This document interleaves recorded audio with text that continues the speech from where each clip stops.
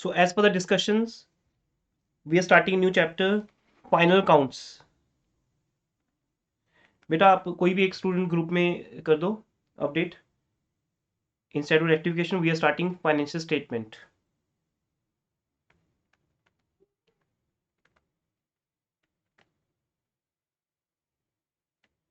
as per discussion. So financial statements is your most important chapter everyone.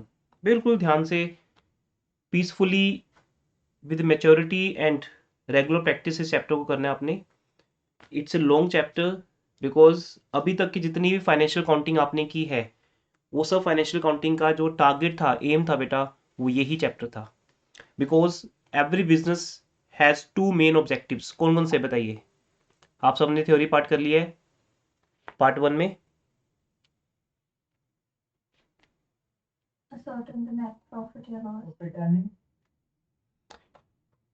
First clear हो गया कि हर एक business organisation को क्या करना होता है.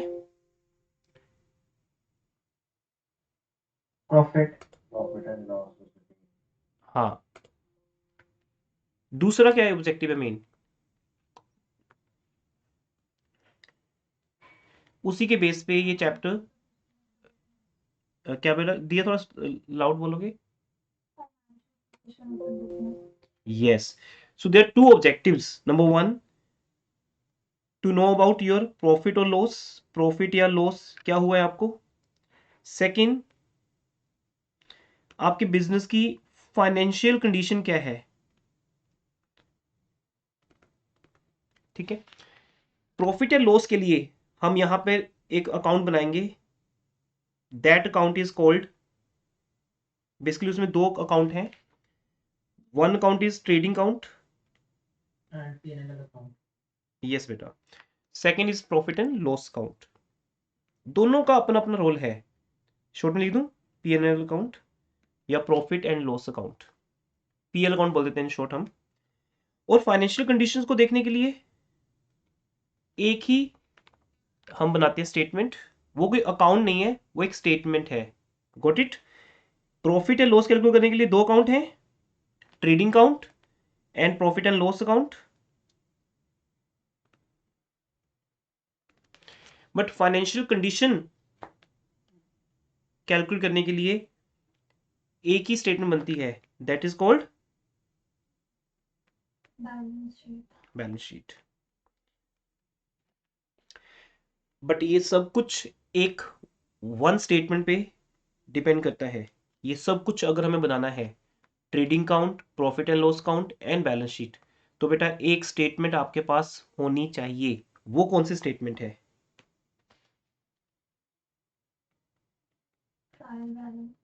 Very good. That is trial balance. We must have this trial balance. तो दैट्स वाई टर्म 2 में जो आपका फर्स्ट चैप्टर है वो है ये ट्रायल बैलेंस. हमने टर्म 1 में कर लिया था और मैंने आपको लास्ट क्लास में भी इस बात को लेके मोटिवेट किया था कि एक बार के लिए फिर से आप ट्रायल बैलेंस के क्वेश्चंस, इलस्ट्रेशंस, अनसोल्ड एक बार देख लो, या अगर आपको ज़रूरत है तो आप एक बार रिकॉर्डेड क्लास भी ले लो. फिर अगर आपको लगे कि नहीं सर नीड है तो मैं फिर आपको लाइव भी करवा दूंगा. बट वो आपको पता है बहुत ईजी है. सिर्फ डेबिट क्रेडिट का डिसीजन लेना होता है वहाँ पे. बिकॉज हमारे जितने भी अकाउंट्स हैं उनका नेचर या तो डेबिट है या क्रेडिट है. और as per double entry system, as per accounting question, each debit has its corresponding credit. Same amount से हम एक चीज़ को डेबिट भी करते हैं और क्रेडिट भी करते हैं, चाहे हम दो अकाउंट क्रेडिट करें और उसके अगेंस्ट एक डेबिट, या vice versa. But always debit amount credit amount की इक्वल रहती है. तो जब बाद में एंड में बैलेंसेस भी आते हैं, it's very common sense point ना, कि जब भी बैलेंसेस आएंगे डेबिट का बैलेंस क्रेडिट के ऑलवेज इक्वल रहेगा टोटल में. नंबर ऑफ अकाउंट्स की बात नहीं हो रही है, नेचर ऑफ अकाउंट्स की बात नहीं हो रही है, बट टोटल में debit balance will be equal to credit balance. दोनों का टोटल सेम रहेगा. दैट्स वाई यहां पर सबसे पहला पॉइंट ये है बेटा कि आपका ट्रायल बैलेंस मस्ट एग्री. तभी हम फाइनल काउंट स्टार्ट करते हैं. और जब ट्रायल बैलेंस एग्री नहीं करता तो क्या करना पड़ता है फिर. यस बेटा. तो क्या करना पड़ता है जब ट्रायल बैलेंस टैली नहीं करता. तो फिर हमें एक चैप्टर है जिसका नेम है rectification of errors as per the rules. यही चैप्टर स्टार्ट होना चाहिए था आज हमारा। मैंने यही चैप्टर प्लान किया था, मैसेज भी किया था आपको, बट ऑन योर डिमांड मैं इस चैप्टर को भी पेंडिंग छोड़ रहा हूँ, बिकॉज किसी के स्कूल में भी, और ये बेटा देखो कितना ये टीचर्स का ही रॉन्ग डिसीजन है। बीइंग ए अकाउंट टीचर मैं ऐसा कभी कर ही नहीं सकता, बट स्कूल्स में होता है। We have to follow that also, because आपको वहाँ पे फाइनल काउंट्स का कोई यूनिट टेस्ट वगैरह क्लियर करना है अभी, अगर होता है तो हम उसको फिर डिले नहीं कर सकते। बट ये डिसीजन जो है वो गलत है, फाइनल काउंट्स को स्टार्ट करना विदाउट रेक्टिफिकेशन। वो एक सीक्वेंस समझ ही नहीं पाता ना स्टूडेंट्स को। ट्राई बैलेंस जब एग्री नहीं करता तो उसको एग्री करने के लिए, उसे इक्वल करने के लिए हमें रेक्टिफिकेशन में जाना पड़ता है। ये अलग बात है कि इस चैप्टर के बिना भी फाइनल काउंट्स समझ आ जाएगा आपको, बट रूल्स के अगेंस्ट है ये चीज़, और हर स्कूल में ऐसा हो रहा है। तो अब ये इट्स वेरी रिडिकुलस, सरप्राइज करने वाली बात है ये चीज़। And you all have very excellent teachers in your schools, फिर भी वो ये डिसीजन ले रहे हैं। चलिए रेक्टिफिकेशन को भी हम एक बार साइड पर रख देते हैं, पर इसका रोल आपको समझा रहा हूँ मैं। अगर ट्राई बैलेंस हमारा आपस में टैली नहीं करता तो इट मीन्स पक्की बात है कोई ना कोई मिस्टेक की आपने। किस में की होगी मिस्टेक? जर्नल से लेकर ट्राई बैलेंस बनाने तक जितनी भी बुक्स बनती हैं, जितना भी हम वर्क करते हैं, अकाउंट का लेजर बनाते हैं, उसमें टोटलिंग करते हैं, बैलेंसिंग निकालते हैं ना, कुछ भी करते हैं, अगर वो कहीं ना कहीं मिस्टेक होगी तो ट्राई बैलेंस हो सकता है एग्री कर जाए तब भी, क्योंकि वो डिपेंड करता है वो मिस्टेक कैसी है। ठीक है, बट समटाइम्स ट्रेवल्स टैली नहीं करता। उसका रीजन, क्योंकि कुछ मिस्टेक्स ऐसी होती हैं बेटा जिनके कारण डेबिट क्रेडिट के इक्वल नहीं होता। वो सारी बातें हम रेक्टिफिकेशन चैप्टर में आपके से डिस्कस करते हैं, पहले थ्योरेटिकली फिर न्यूमेरिकली। देन आपको समझ आता है कि एरर का लोकेशन क्या है और उसको रेक्टिफाई कैसे करना है। और फाइनल काउंट्स के भी दो चैप्टर्स आपके सिलेबस में होते हैं। पहला विदाउट एडजस्टमेंट, इंट्रो पार्ट चल रहा है बेटा, और देन विद एडजस्टमेंट। ग्रुप में आपने कर दिया message, any of you? Okay okay Arnab, thanks. So without adjustment chapter में तो कुछ हमें जरूरत नहीं पड़नी रेक्टिफिकेशन की। विद में थोड़ा सा पड़ेगी, थोड़ा सा ही आता है पार्ट इसका, तब हम देख लेंगे उस टाइम। अब आगे बढ़ते हैं। तो ये एक सीक्वेंस है, ट्राई बैलेंस, और उसको एग्री करने के लिए रेक्टिफिकेशन में जाना, और वहां से उस मिस्टेक को ठीक करके ट्राई बैलेंस को इक्वल करना। इट मीन्स, इसका मीनिंग क्या है? अभी तुम जितने भी क्वेश्चन करोगे उन सब में आपको ट्राई बैलेंस दिया होगा, नहीं दिया होगा तो फिर आपको पहले बनाना पड़ेगा। लेकिन आप देखोगे कि ट्राई बैलेंस एग्री कर जाता है, मीन्स वो डेबिट क्रेडिट आपस में इक्वल हो जाता है। अब जब हम फाइनल अकाउंट स्टार्ट करते हैं तो पहले अकाउंट का नेम क्या है बता?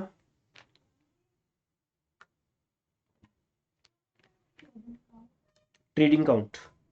यहां से हमारा एक टारगेट है, एक पर्पस है, we have to calculate gross profit.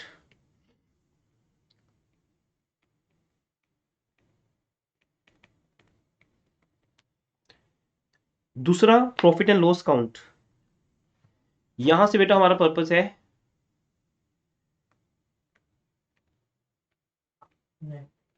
Net profit, yes.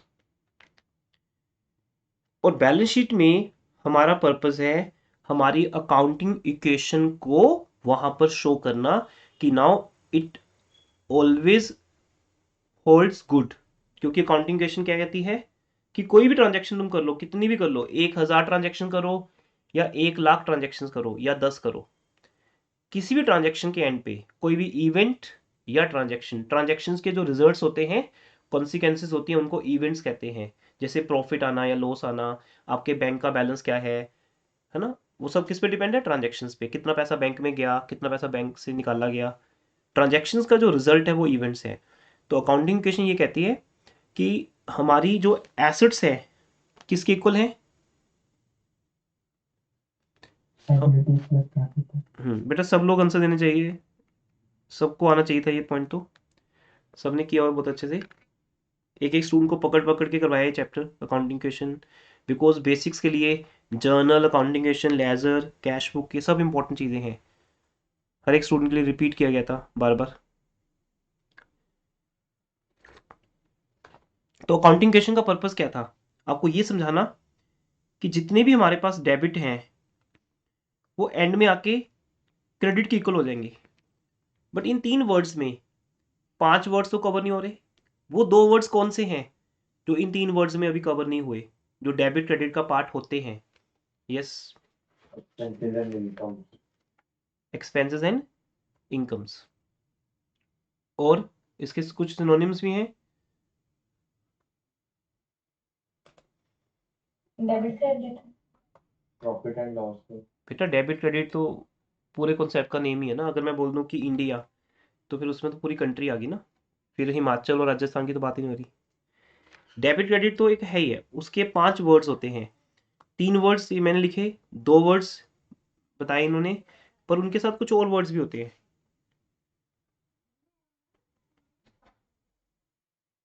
क्या बोला था अभी आपने लास्ट में? Profit losses? Profit and loss. नहीं, प्रॉफिट नहीं बोलना उसको, income and gains. Yes, so expenses and losses, income या गेन्स।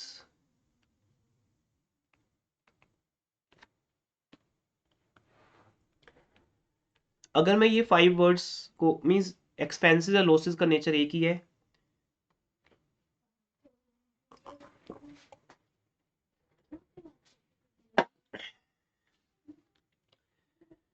टू डेज फीवर आना थोड़ा आज टफ लग रहा है टीच करना। एक्सपेंसेस या लॉसेस एक ही चीज है बेटा, वन एंड सेम थिंग। दोनों में एक डिफरेंस होता है। मैं आपके बेसिक्स की इंट्रो ले रहा हूँ अभी आपके साथ। दोनों में डिफरेंस किस चीज का होता है बताइए? सर एक्सपेंसेस रेगुलर बेसिस पे एंड लॉसेस कभी कभी होते हैं। हाँ, लॉस 2 तरह का होता है, normal loss, abnormal loss. But हमारा कोई इसको लेके प्लानिंग नहीं होता, ना हमें इससे कोई एडवांटेज मिलता है, हम चाहते भी नहीं बट हो जाता है ना। तो लॉसेस और एक्सपेंसेस को डेबिट नेचर दी गई है। इनकम या गेन्स जो आपके लिए कोई बेनिफिट लेके आती है कोई चीज। इनकम प्लान्ड है, एक रूटीन हो सकती है इनकम आपकी। गेन कभी कभी हो सकता है, जैसे loss on sale of building, तो बेसिकली वो लॉस है। But gain on sale of building, तो आपकी बिल्डिंग की वैल्यू इंक्रीज होगी, उसको बेच के आपको गेन हो रहा है। या loss on sale of machinery, जैसे हमने डेप्रिसिएशन चैप्टर देखा था। तो ये कुछ कॉन्सेप्ट्स भी हैं लॉस और गेन के, बट बहुत रेयर होते हैं, क्योंकि हमारा बिजनेस तो इनकम और एक्सपेंसेस के लिए ना। आई पे रेंट, इलेक्ट्रिसिटी, सैलरी, फिर मुझे आपसे फीस रिसीव होती है, फीस इज माई इनकम। तो इस तरह से जो मेन बिजनेस का चलता है कॉन्सेप्ट, वो इनकम और एक्सपेंसेस के साथ चलता है। पर बीच बीच में रूटीन तो नहीं होता, बट कभी कभी बिजनेस को लॉसेस भी हो जाते हैं। Loss by fire, loss by accident, या कुछ सेल के ऊपर एसेट्स के होता है लॉस, हमें loss on sale of machinery, या कुछ गेन्स है हमारे पास। ऐसी सेम वाइस वर्सा। अगर लॉस बाय फायर एक लॉस है, तो इंश्योरेंस क्लेम जब रिकवर होता है हमें, तो इंश्योरेंस क्लेम हमारे लिए क्या बन जाता है? क्या बन जाता है? गेन। क्योंकि वो रूटीन में नहीं मिलता हमें, कभी कभी जब फायर होगी उसके बाद क्लेम होगा, तो उसका हमें क्लेम मिलेगा इंश्योरेंस कंपनी से। या फिर gain on sale of building. ये सब बातें क्लियर है आपको ना? तो ये 5 वर्ड्स के ऊपर हमारा पूरा अकाउंट्स स्टैंड करता है बेटा। और इनमें से 2 डेबिट है, 3 क्रेडिट है। आई थिंक यहीं से हमारा अकाउंट स्टार्ट हुआ था लेक्चर 1 में। और फाइनल काउंट्स हमारे अकाउंट्स को कंप्लीट करता है, क्योंकि हमारा मेन एम है इस चैप्टर के अंदर आना और प्रॉफिट लॉस कैलकुलेट करना। आप देखिए ध्यान से, इन दोनों को मैं कहां पे ले रहा हूं? जितनी भी मेरे बिजनेस की टोटल एक्सपेंसेस हैं, टोटल इनकम्स हैं, गेन है, लॉसेस हैं, इन्हें मैं ले रहा हूं बेटा trading and profit and loss account में। आज हमें पूरा एक इंट्रो समझना है फाइनल अकाउंट्स का। Trading account, profit and loss account में, जहां से हमारे बिजनेस को फाइनली क्या मिल जाएगा? क्या मिल जाएगा फाइनली?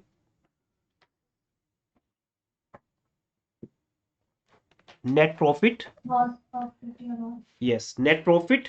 या आपको पता है कि नेगेटिव रिजल्ट भी होता है, हो सकता है कि हमारे बिजनेस को लॉस हो जाए। तो ईयर के एंड पे पता चलता है ना ये चीज। अब 31 मार्च तक हम जब अकाउंट्स देखेंगे अपने, 31 मार्च तक, 1 अप्रैल से 31 मार्च का जब हम अपना बैंक स्टेटमेंट से देखेंगे तो समझ आएगा कि फुल ईयर में हमें कितनी इनकम हुई है, कितने हमारे एक्सपेंसेस हैं ड्यूरिंग द ईयर। यही प्रॉब्लम है बेटा, हमारा अकाउंटिंग जो नेचर है वो हिस्टोरिकल नेचर है, ये इसका एक बहुत बड़ा ड्रॉबैक है।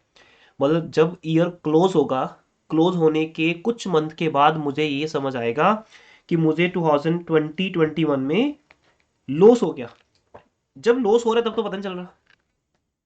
आज मैं अगर रेंट पे कर रहा हूँ, इलेक्ट्रिसिटी, सैलरी, एक्सपेंसेस, आपसे फीस भी आ रही है, सब चल रहा है इन बिटवीन, है ना, ड्यूरिंग द ईयर चल रहा है, हमारा ध्यान ही नहीं इस तरफ। जब ये ईयर क्लोज हो जाएगा देन हम इन सब चीज़ों को समराइज करेंगे और इन सबको एक सिंगल स्टेटमेंट में कन्वर्ट कर देंगे जिसका नाम है profit and loss account. Trading account उसी का पार्ट है, इसलिए ब्रॉडली हम बोल देते हैं प्रॉफिट एंड लॉस अकाउंट। वहां जाके समझ आएगा कि मुझे तो पिछले साल लॉस हो चुका है। ये एक ड्रॉबैक है, तभी बोलते हैं ना हिस्टोरिकल नेचर।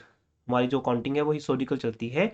31 मार्च ओवर होने के बाद हमें इनकम टैक्स डिपार्टमेंट को बताना होता है कि हमें कितना प्रॉफिट हुआ ड्यूरिंग द ईयर। वो भी नहीं पूछते, बाद में ही बताना है उनको ईयर के एंड पे। वो भी मार्च ओवर होने के कुछ मंथ्स के अंदर, मे बी वो अगस्त तक का टाइम देते हैं हमें, नवंबर तक का, जैसे इस बार दिसंबर तक का टाइम था हमारे पास आईटीआर फाइल करने का।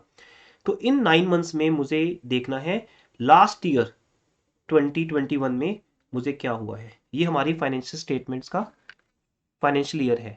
फाइनेंशियल ईयर कौन सा होता है बताइए? अप्रैल टू मार्च। अप्रैल टू मार्च। तो अगर हम 2021 के अकाउंट्स बना रहे हैं, क्योंकि अभी तो ये वाला ईयर लास्ट फाइनेंशियल ईयर गया था, करंट फाइनेंशियल ईयर चल रहा है अभी, मार्च तक चलेगा। तो इट मीन्स 1 अप्रैल 2020 से 31 मार्च 2021 तक मुझे अकाउंट्स बनाने हैं। और जितनी भी इनकम, एक्सपेंसेस, लॉसेस, गेन है, उन सबको एक सिंगल अकाउंट में लेके आना है जिसका नाम है trading and profit and loss account. और वहां से जो रिजल्ट निकलेगा, एक बार फिर से बता दो, उस रिजल्ट का नेम क्या होगा? जो वहां से रिजल्ट आएगा? Balance sheet. बेटा नहीं, trading and profit and loss account का जो रिजल्ट होगा। नेट प्रॉफिट, नेट लॉस हाँ, और gross profit and cost loss. उसको छोड़ दो ग्रोस प्रॉफिट को, मतलब मैं ओवरऑल एक बात कर रहा हूँ। ट्रेडिंग पीएल को अगर हम ब्रॉडली बोलें तो प्रॉफिट एंड लॉस ही बोलते हैं इसको। मींस एक अकाउंट की दो स्टेजेस हैं। स्टेज 1 का नाम है ट्रेडिंग अकाउंट, फाइनल स्टेज का नाम है प्रॉफिट एंड लॉस अकाउंट, इसलिए इसको प्रॉफिट एंड लॉस ही बोल देते हैं। और इसके फाइनल रिजल्ट का नेम है नेट प्रॉफिट या लॉस। अब कोई बता सकते हैं ये नेट प्रॉफिट लॉस किसका है? बिजनेस का है या बिजनेस के ओनर का है? बिजनेस का। पर किसको मिलेगा, बिजनेस के पास ही रहेगा या बिजनेस के ओनर को जाएगा ये? ओनर। ओनर को। ओनर। ओनर को। ये सब बातों का ध्यान रखना बेटा, क्योंकि इनके ऊपर ही ऑब्जेक्टिव क्वेश्चन बेस्ड होते हैं हमारे। नॉलेज तो यही होती है, न्यूमेरिकल्स नॉलेज नहीं होती, वो जस्ट उसका एक न्यूमेरिकल बना दिया जाता है, एक लिमिटेड चीजों का न्यूमेरिकल बनता है। थ्योरी बहुत ब्रॉड कॉन्सेप्ट होता है। जब नेट प्रॉफिट लॉस होगा, पहला पॉइंट, ये प्रॉफिट लॉस किसका है? ये बिजनेस से कैलकुलेट किया गया है, बिजनेस की ट्रांजैक्शन से, तो बिजनेस का ही है। बट बिजनेस इस प्रॉफिट लॉस को अपने पास नहीं रखता, वो इसे ट्रांसफर कर देता है। जैसे मान लो मेरे पास जो नोट्स हैं वो मेरे हैं, बट मैंने अपने पास नहीं रखने, मैंने तो आप लोगों को दे देने हैं, बनाए तो आप लोगों के लिए हैं, आपको ट्रांसफर हो जाने हैं। ऐसे ही बिजनेस का जो भी ओनर है, अच्छा बिजनेस की 3 फॉर्म्स होती हैं, कौन कौन सी बताइए? बिजनेस स्टडीज में पढ़ लिया होगा अब तक तो आपने। 3 फॉर्म्स कौन सी हैं बिजनेस की? Sole proprietor, partnership and company. Yes. तो फाइनल अकाउंट तीनों में बनेगा। अभी फिलहाल आपके सिलेबस में से सोल प्रोप्राइटरशिप है। यहाँ एक सिंगल, जैसे लिखा है in the books of Ram, ये राम का बिजनेस है, और राम अपने बिजनेस से जो भी प्रॉफिट अर्न करेगा, उसका बिजनेस उस प्रॉफिट को राम की कैपिटल में प्लस कर देगा। आगे जाके जब तुम +2 में जाओगे, अप्रैल ऑनवर्ड्स आपकी +2 स्टार्ट हो जाएगी, तो वहां क्या होगा? वहां बिजनेस के 2 ओनर्स होंगे मिनिमम, जिनको बोलते हैं पार्टनर्स। 2 से ज्यादा भी हो सकते हैं, अप टू 50 अलाउड है। तो 2 या 2 से ज़्यादा पार्टनर्स होते हैं तो प्रॉफिट उनमें डिस्ट्रीब्यूट होता है। तो वहाँ एक नया अकाउंट ऐड हो जाता है इसी के अंदर, पीएल के बाद एक नया अकाउंट बनता है, उसका नाम है पीएल अप्रोप्रिएशन अकाउंट, बट वो नॉलेज +2 की है। फिर आता है कंपनी अकाउंट्स। ये भी +2 में आएगा आपको। वहां जो प्रॉफिट है वो शेयर होल्डर्स में डिवाइड हो जाता है, जिसको बोलते हैं डिविडेंड। अभी से नॉलेज बेस आपके पास ये इंफॉर्मेशन होनी चाहिए, डिटेलिंग +2 में आएगी। तो जो भी प्रॉफिट या लॉस आएगा बिजनेस का, वो बिजनेस अपने ओनर को दे देगा और वो उसकी कैपिटल में प्लस हो जाएगा या माइनस हो जाएगा। अगर नेट प्रॉफिट होगा तो प्लस, अगर नेट लॉस होगा तो माइनस। तो बन गई ना ओवरऑल इक्वेशन, क्योंकि हमारे इन 3 वर्ड्स में वो 2 वर्ड्स भी इंक्लूड हो गए कि नहीं हो गए। ये बात आपको काउंटिंग क्वेश्चन में भी समझाई थी कि यस सर। कैपिटल का ही पार्ट है बेटा इनकम। डायरेक्टली अगर मैं देखूं तो मैं इनकम को कैपिटल में प्लस कर देता हूं अकाउंटिंग क्वेश्चन में, याद आया सबको, और एक्सपेंसेस को या लॉसेस को मैं माइनस कर देता हूं। ठीक है जी। Yes sir. तो अब हम सब एक रिजल्ट पे पहुंच गए हैं इस डिस्कशन के बाद। मैंने बिल्कुल जीरो लेवल से स्टार्ट किया है, जो टर्म 1 में हम ये सब बातें कर भी चुके हैं आपके साथ।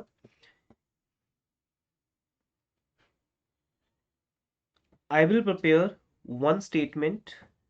अभी कुछ कॉपी करने की नीड नहीं है आपको।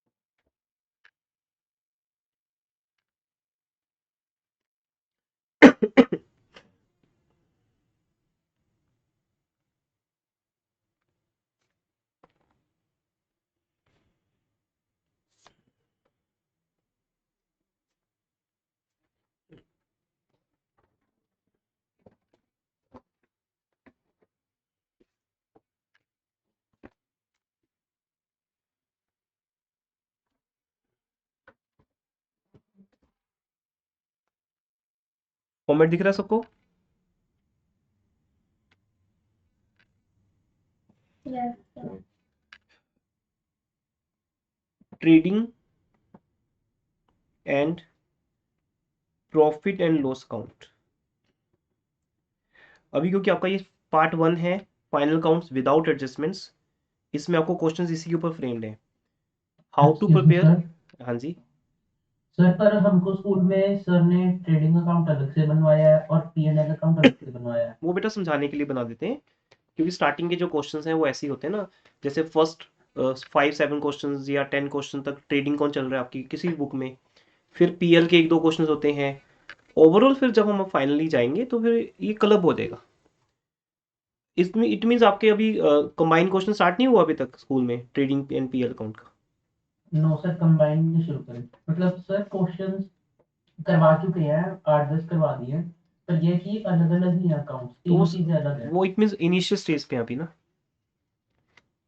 Okay sir. हाँ, बट ये अलग अलग कभी बनते नहीं है, ये एक सिंगल अकाउंट होता है। जैसे आज मैं आपको बोलूँ कि बेटा today's target is trading count, तो फिर मैं आपको सिर्फ ट्रेडिंग काउंट ही सिखाता हूँ, ठीक है। बट मैं एक ओवरऑल नॉलेज दे रहा हूँ आज आपको। जब हम करेंगे चैप्टर को तो ऑब्वियसली पहले हम ट्रेडिंग काउंट के क्वेश्चंस करेंगे, फिर पीएल के करेंगे, हम भी ऐसे ही करेंगे। Trading and profit and loss count, और यहाँ पे साथ में लिखते हैं फॉर द ईयर एंडेड। ऐसा क्यों लिखते हैं? अकाउंट्स में हर बात का एक लॉजिक होता है, बिकॉज यहाँ पर हम जितनी भी इंफॉर्मेशन ले रहे हैं वो 1 ईयर की ले रहे हैं बेटा, पूरे साल की, टोटल 1 ईयर की। Trading and profit and loss count for the year ended 31 March 2021। It means यहाँ पर हम 1 अप्रैल 2020 से लेकर 31 मार्च 2021 की ट्रांजैक्शंस को कवर करेंगे, इसलिए वर्ड यूज होता है फॉर द ईयर। ये बहुत इंपॉर्टेंट वर्ड है बेटा। आपको नेक्स्ट ईयर +2 में चैप्टर आएगा एनपीओ। एनपीओ चैप्टर में आपको नॉट फॉर प्रॉफिट ऑर्गेनाइजेशंस जिनका टारगेट बिजनेस नहीं होता, ऐसी ऑर्गेनाइजेशन भी है ना हमारे पास। ज़्यादातर रिलीजियस इंस्टीट्यूशंस हैं, सोशल या वेलफेयर ऑर्गेनाइजेशन, जिनका एम बिजनेस करना नहीं है, तो वहाँ ये वर्ड बहुत ज़्यादा हाईलाइट होता है। इसका मीनिंग आज से समझिएगा आप। फॉर का मीनिंग पूरे एक साल के लिए अकाउंट बन रहा है, पूरे एक साल के लिए। ये बंद कर देना। पूरे एक साल के लिए अकाउंट बन रहा है, 1 ईयर के लिए, इसलिए बोलते हैं इसको for the year ended 31 March 2021। But उसमें ट्रांजैक्शन कौन सी ली हमने? अप्रैल 1 से लेकर 31 मार्च तक की।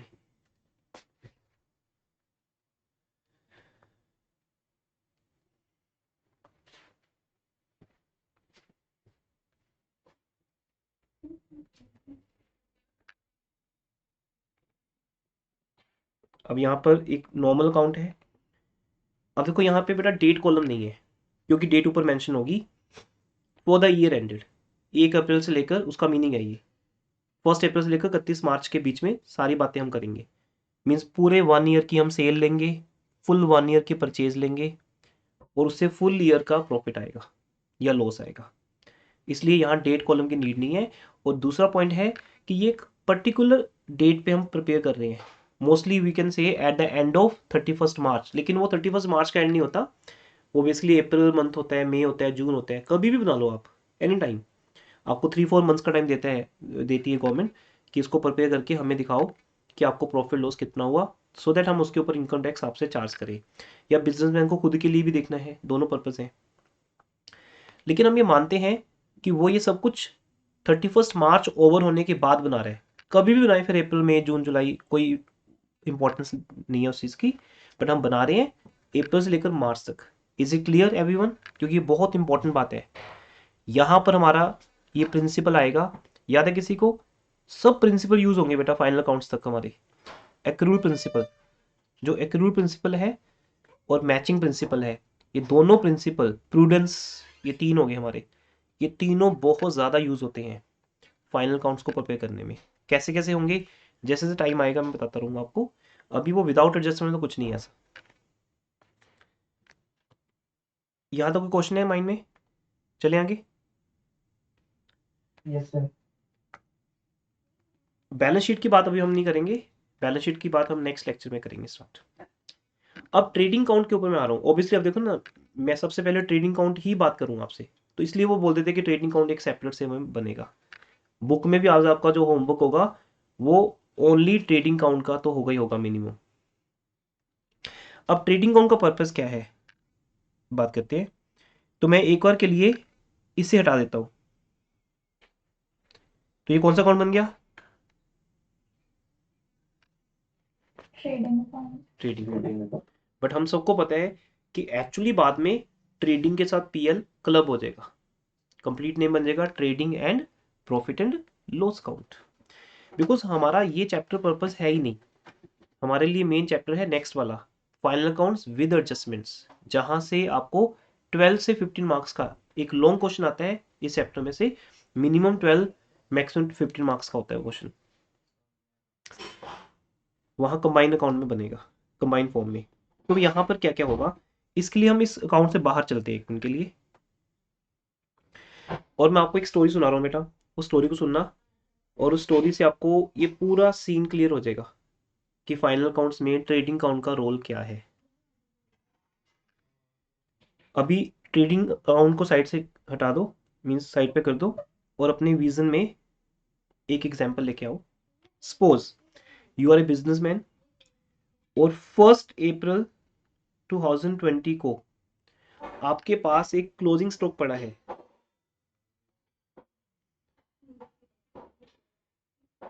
जो इस साल का तो नहीं होगा, वो किस ईयर का होगा? वो किस ईयर का होगा बेटा? 19। लास्ट ईयर का होगा। इट मीन्स 31 मार्च 2020 का क्लोजिंग स्टॉक 1 अप्रैल 2020 में आकर क्या बन जाएगा? Opening stock. Opening stock. तो सपोज आज आपने बिजनेस फिर से कंटिन्यू किया, क्योंकि एवरी ईयर हम बिजनेस कंटिन्यू करते हैं, मेरा लास्ट ईयर भी बिजनेस था, और जो लास्ट ईयर की गुड्स बची होती हैं ऑब्वियसली हम पहले ऑब्वियसली उसको सेल करेंगे, तो वो मेरा ओपनिंग स्टॉक है। से मेरी शॉप पे ओपनिंग स्टॉक है 30,000 का। क्या हम पूरा साल इससे बिजनेस कर पाएंगे? No sir. नहीं। क्या करना होगा फिर हमें? चेरी बताओ क्या करना होगा?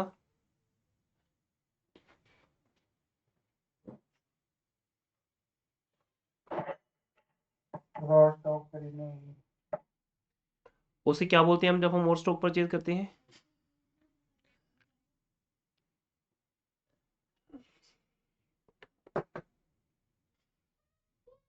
परचेज। हाँ।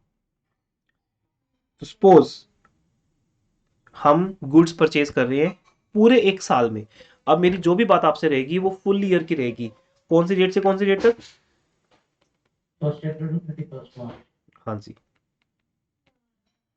और वो 20 है तो 21 हो जाएगा। अगर वो 1 अप्रैल 19 है तो 31 मार्च 2020 हो जाएगा। राइट जी, चले आगे। सपोज मैंने पूरे साल में बेटा 4 लाख की गुड्स परचेज की फुल ईयर में, क्योंकि चलता रहेगा ये तो, हम परचेजिंग करते रहते हैं, जैसे जैसे हमें ऑर्डर्स मिलते हैं वैसे वैसे हम परचेजिंग करते रहते हैं और सेल करते रहते हैं। लेकिन यहाँ आपको पता है कुछ गुड्स हम रिटर्न भी करते हैं।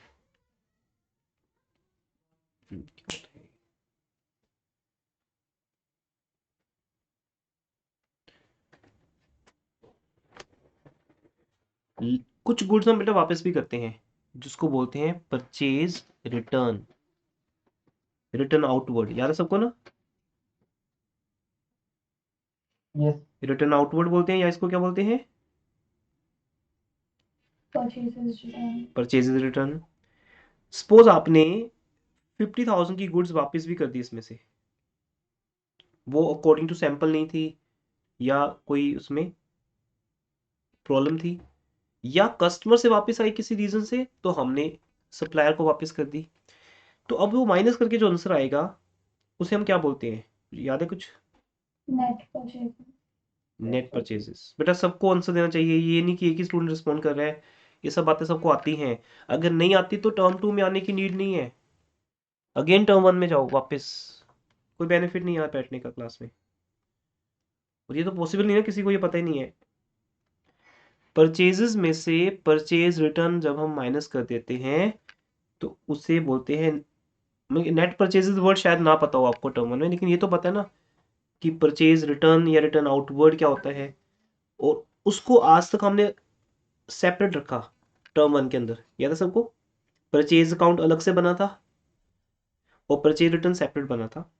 अब इन दोनों को हम आपस में माइनस कर देंगे तो हमारा आंसर आएगा 3,50,000। That will be our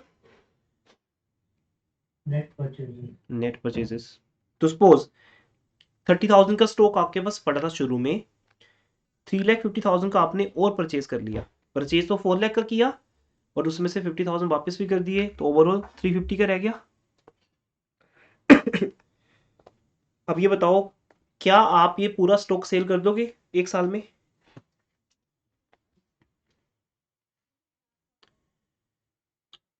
total stock कितना हो गया आपके पास?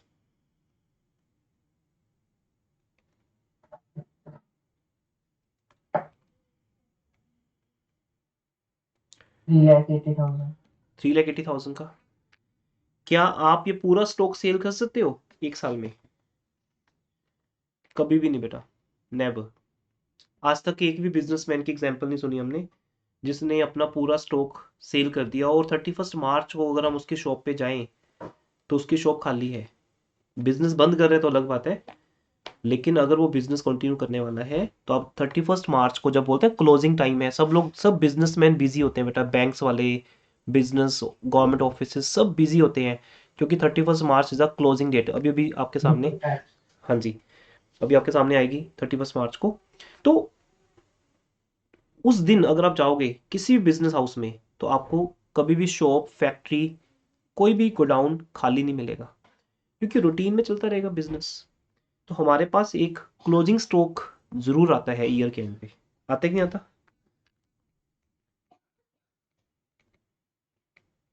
सपोज मैं आपको बताऊं, अगर ये बता दूं कि बेटा 70,000 का क्लोजिंग स्टॉक बच गया हमारा इस ईयर के एंड पे, तो बता सकते हो कितनी गुड सेल हुई होंगी हमारी? 3 lakh 10,000. ये हमारी स्टोरी का एक स्टार्टिंग पॉइंट है। क्या आपको ये क्लियर है? सपोज बिजनेस के पास 30,000 का ओपनिंग स्टॉक था शुरू में, उस बिजनेस ने 4 लाख की गुड्स परचेज की, 50,000 की उसमें से वापस कर दी, तो 350 उसने नेट परचेज की। 70,000 का स्टॉक वो सेल नहीं कर पाए, बच गया उनके पास, जैसे हर बिजनेस में बच जाता है। तो ये जो 3,10,000 आए हैं, इसे हम क्या नाम दे सकते हैं?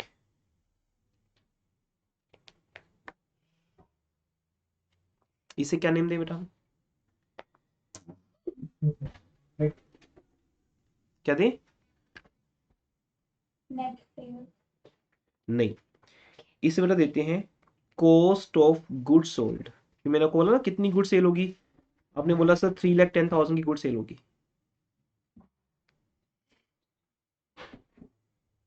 3,10,000 की गुड सेल होगी, पर ये उन गुड्स की सेल प्राइस है कि कॉस्ट प्राइस है? Cost price. Cost price. Yes बेटा, तो यहां से ये वर्ड आपके सामने आता है, cost of good sold.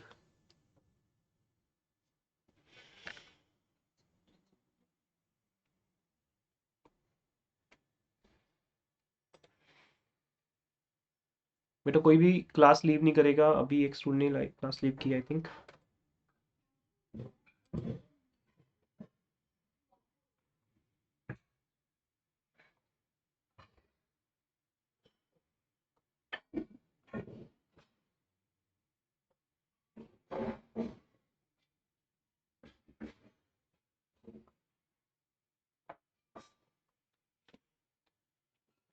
That is called cost of good sold. यहां तक क्लियर सबको?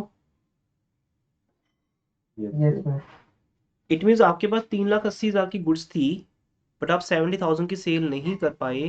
दैट्स वाई आपके पास 3,10,000 का अमाउंट आ गया जो आपने सेल किया। बट ये बताओ, क्या इन गुड्स को परचेज करने में कुछ एक्सपेंस हुआ होगा आपका, या डायरेक्टली गुड्स आपके पास आ गई? हुआ होगा। उसे क्या नेम देंगे हम फाइनल अकाउंट्स चैप्टर के अंदर? उसे बोलते हैं डायरेक्ट एक्सपेंसेस। उसे क्या बोलते हैं? Direct expenses. Direct expenses. वो डायरेक्ट एक्सपेंसेस क्या है? It's very first lecture and very important lecture. Wages या कैरेज, इसकी एक लिस्ट है बेटा हमारे पास।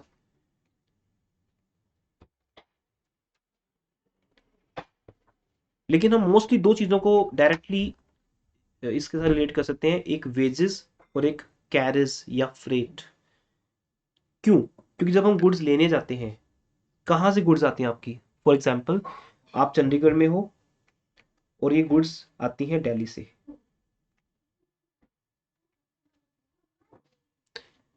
दिल्ली से जब हम चंडीगढ़ आते हैं, तो रास्ते में जितने भी एक्सपेंसेस होते हैं, उन सारे एक्सपेंसेस का नाम है डायरेक्ट एक्सपेंस बेटा। अच्छा, आप सब लोग बुक्स ओपन करो, एवरीवन, जो भी बुक आपके सामने है करो ओपन, उसमें जाओ फाइनल अकाउंट चैप्टर के अंदर।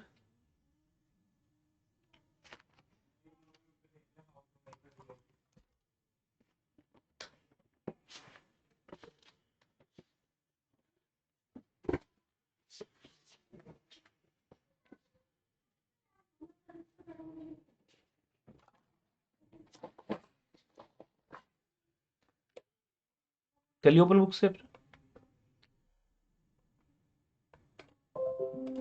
Yes.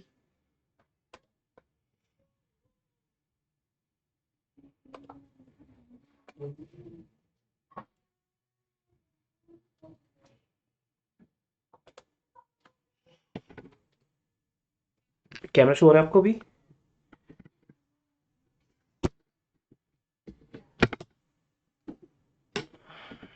No. एक मिनट बेटा,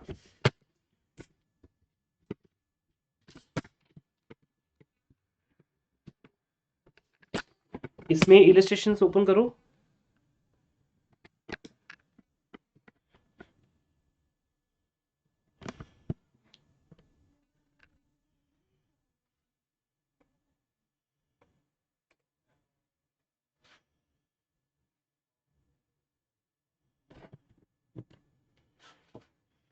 और ट्रेडिंग काउंट का फॉर्मेट दिया हुआ है आपको एक बुक में, किसी बुक में जाओगे आप ट्रेडिंग काउंट का फॉर्मेट मिलेगा आपको एक।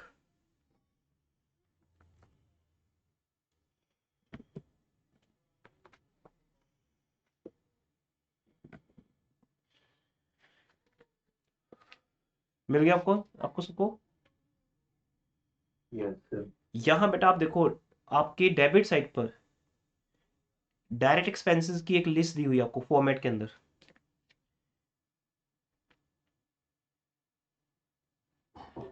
Yes sir. मिल गया सबको? ये मैं नोट्स ओपन करूं? नहीं मिल मिल गया ना? क्योंकि आप रीड करोगे तो ज्यादा बेटर है। यस एवरीवन, एक एक पॉइंट बताते हो, मैं आपको एक्सप्लेन करता रहूंगा। लेकिन डायरेक्ट एक्सपेंसेस का एक ही मीनिंग है बेटा, पहले मीनिंग समझ लीजिए।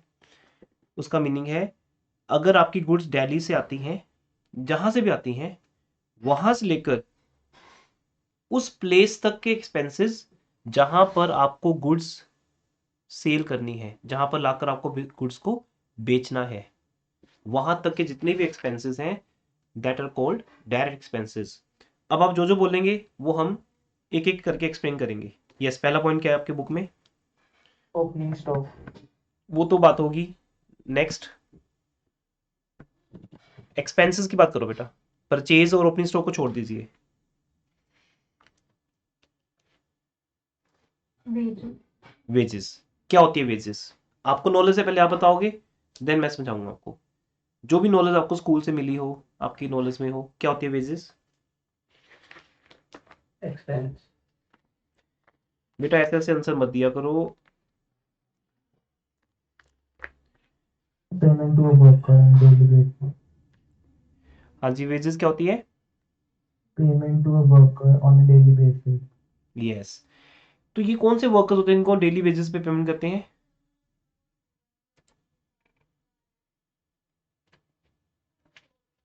जैसे बेटा हमारी लेबर होगी, जो हमारी गुड्स को लोड करती है या अनलोड करती है। मोस्टली हम ये मानते हैं कि हम यहाँ पे गुड्स परचेज करके ला रहे हैं, तो दिल्ली में हमने एक लेबर पे की होगी, मींस हमने वेजेस पे की होगी उन वर्कर्स को जिन्होंने हमारा सामान लोड किया होगा ट्रेन के अंदर, ट्रक के अंदर, किसी भी गाड़ी के अंदर। तो डायरेक्ट एक्सपेंस क्या हो गया पहला हमारा? वेजेस। फिर जब हम चंडीगढ़ पहुंचे तो हमने गुड्स क्या की होंगी? क्या की होंगी गुड्स हमने? Unload. अनलोड। तो वेजेस दो तरह की होती है, गुड्स को लोड करने की, लोडिंग वेजेस, एंड गुड्स को अनलोड करने की। और दोनों ही एक्सपेंस रास्ते के हो गए। कैसे? दिल्ली से लेकर चंडीगढ़ तक का खर्चा हो गया। अब ट्रेन से अनलोड करोगे तो उसमें फिर किसी और गाड़ी में आएगी गुड्स आपके गोडाउन तक, क्योंकि आपको तो गुड्स अपनी शॉप तक लेके आनी है, तभी तो बेचोगे उसको। शॉप तक मैंने क्या बोला? जहां से गुड्स मिलती हैं बेटा, वहां से लेकर शॉप तक जो भी एक्सपेंस होगा, तो वेजेस नंबर 1 पे आ जाता है, इसलिए हम वेजेस को डायरेक्ट एक्सपेंस मानते हैं। नंबर 2 क्या लिखे बुक्स में? Salaries. क्या? Wages and salary. वेजेस के अलग से लिखा हुआ है अपने? Yes. वेजेस एंड सैलरी भी वेजेस के पार्ट बन जाती है, बिकॉज इसमें मोस्ट ऑफ जो पार्ट है वो वेजेस का है और लीस्ट पार्ट सैलरी का है। उसका मीनिंग ये है कि हमारे कुछ वर्कर्स होते हैं जिनको हम कई बार परमानेंट बेसिस पे, पर मंथ के बेस पे देते हैं, लेकिन उनका काम क्या होता है? लेबर वाला। जैसे मेरे पास एक पर्सन मैंने रख ही लिया उसको परमानेंट, कि जब भी मेरा सामान आएगा आप ट्रक से अनलोड करोगे और गोडाउन में रखोगे। तो ऐसे वर्कर्स को कई बार हम डेली बेसिस पे ना देने के बजाय परमानेंट एक अमाउंट फिक्स कर देते हैं। सैलरी का मीनिंग होता है एक आपकी परमानेंट अमाउंट फिक्स होगी। ये एक बेसिक डिफरेंस होता है वेजेस एंड सैलरी में। वेजेस जो है वो अकॉर्डिंग टू वर्क दी जाती है, अकॉर्डिंग टू वर्क, कि जितना आप काम करोगे, जितने आवर्स काम करोगे, या जितने पीसेस बनाओगे या लोड करोगे। जैसे पर बैग मैं किसी को 20 रुपीज देता हूँ, गॉट इट ना, तो वो मेरे जितने बैग अनलोड करेगा 20 रुपीज के हिसाब से उसको पेमेंट मिल जाएगी। तो वेजेस फिक्स नहीं होती। बट यहाँ पर पॉइंट ये हो रहा है डिस्कस कि वो वर्क क्या कर रहा है, उसका उसका जॉब प्रोफाइल क्या है, वो आपके सामान को लोड कर रहा है या अनलोड कर रहा है। इसलिए कभी भी ऑब्जेक्टिव क्वेश्चन में अगर आ जाए कि वेजेस क्या है, वो आपका डायरेक्ट एक्सपेंस है, लोडिंग का भी अनलोडिंग का भी। अगर आप अपने वर्कर को परमानेंट बेसिस पे रख लेते हो तो आप उनको थोड़ा बहुत सैलरी दे सकते हो। इट मीन्स कुछ वर्कर्स रेगुलर बेसिस पे, सॉरी, कुछ वर्कर्स तो वेजेस ही ले रहे हैं आपसे डेली वेजेस के तौर पर, जितना काम वो करते हैं, और उसमें एक दो वर्कर परमानेंट भी आपका, उसको हम सैलरी पे करते हैं, उसको बोलते हैं वेजेस एंड सैलरी। तो आपने फर्स्ट वाले वर्ड पे ध्यान देना है, क्योंकि जब हम इसका उल्टा कर देंगे ना, सैलरी एंड वेजेस, फिर वो इनडायरेक्ट एक्सपेंस बन जाएगा, जिसकी बात हम बाद में करेंगे। तो इससे ध्यान रखना, wages and salary. Third point, factory lighting. अब फैक्ट्री वर्ड किसी के भी आगे लग जाए अगर, factory lighting, factory repair, factory depreciation या factory wages, factory word direct होता है। क्यों? क्योंकि हम तो यहाँ गुड्स परचेज करने की बात कर रहे थे। ये एग्जाम्पल चल रही है, वही स्टोरी चल रही है अभी। स्टोरी के एंड पे आपको ट्रेडिंग अकाउंट अपने आप आता होगा बनाना भी, और वहां से ग्रॉस प्रॉफिट कैलकुलेट करना भी आता होगा। तो बेटा हमारा जो बिजनेस है वो दो तरह का होता है। एक होता है ट्रेडिंग बिजनेस, जहां मैं रेडीमेड गुड्स लेके आता हूँ और बेच देता हूँ। जैसे आपको ग्रोसरी शॉप के ऊपर हमेशा मिलता है कि जो भी सामान वो बेचते हैं वो बनाते नहीं है। अगर आप किसी ग्रोसर से पूछोगे कि क्या ये आपने बनाया है, उसने कुछ नहीं बनाया बेटा, सब कुछ वो कंपनी से परचेज कर रहा है और आपको बेच रहा है। बट एक बेकरी शॉप जो होती है, जैसे बेकर्स होते हैं, अगर आप बोलोगे कि ये आपने बनाया है, yes they will say yes, ये केक हमने बनाया है, वो खुद मैन्युफैक्चरर है। और फिर बड़ी मैन्युफैक्चरिंग कंसर्न्स होती हैं, फैक्ट्रीज होती हैं। इसमें से हमारे जो सिलेबस में क्वेश्चंस हैं वो सिर्फ ट्रेडिंग कंसर्न्स के हैं। बट आपको समझाने के लिए, अवेयरनेस के लिए बीच में फैक्ट्री वर्ड डाल देंगे, factory lighting.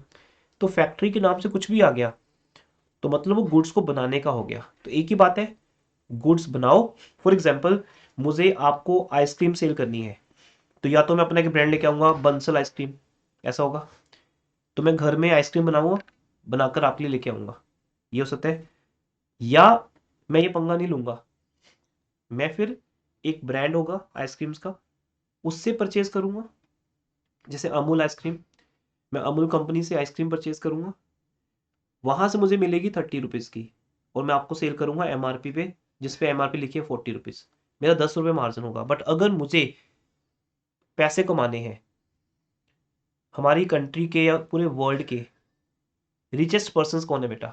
They are not traders, they are manufacturers. क्योंकि घर में जो आइसक्रीम मुझे 10 रुपये की पड़ेगी, मैं उसे 40 रुपीज़ में सेल करूंगा, तो I will get 30 rupees profit. ये प्रॉफिट कौन सा है? Gross profit. बट अगर मैं अमूल कंपनी से परचेज करूँ 30 की या 35 की, आपको मैं मैक्सिमम 40 रुपीज़ पे सेल करूंगा, तो मेरा प्रॉफिट है 5 रुपये का। तो जब आप ट्रेडिंग बिजनेस करते हो, गुड्स खरीद के बेचते हो, तो आपका मार्जिन बहुत कम होता है।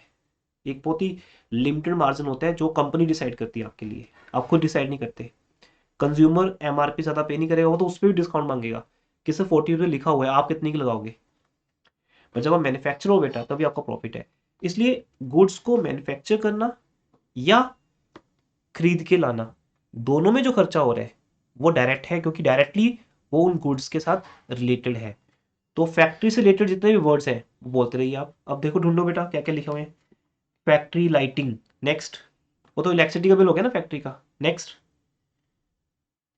Factory insurance. फैक्ट्री की इंश्योरेंस होगी। नेक्स्ट, जल्दी जल्दी बोलो भाई, इतना नहीं देख के तो बोल रहे हो आप लोग। Office rent. फैक्ट्री से रिलेटेड कोई और पॉइंट नहीं मिल रहा आपको? Factory rent. फैक्ट्री रेंट, अच्छा फैक्ट्री रेंट बोला था आपने, सॉरी। ठीक है, आगे। Office rent. बेटा नहीं, कहाँ से देख रहे हो आप? आपको ट्रेडिंग अकाउंट में ऑफिस रेंट मिल नहीं सकता।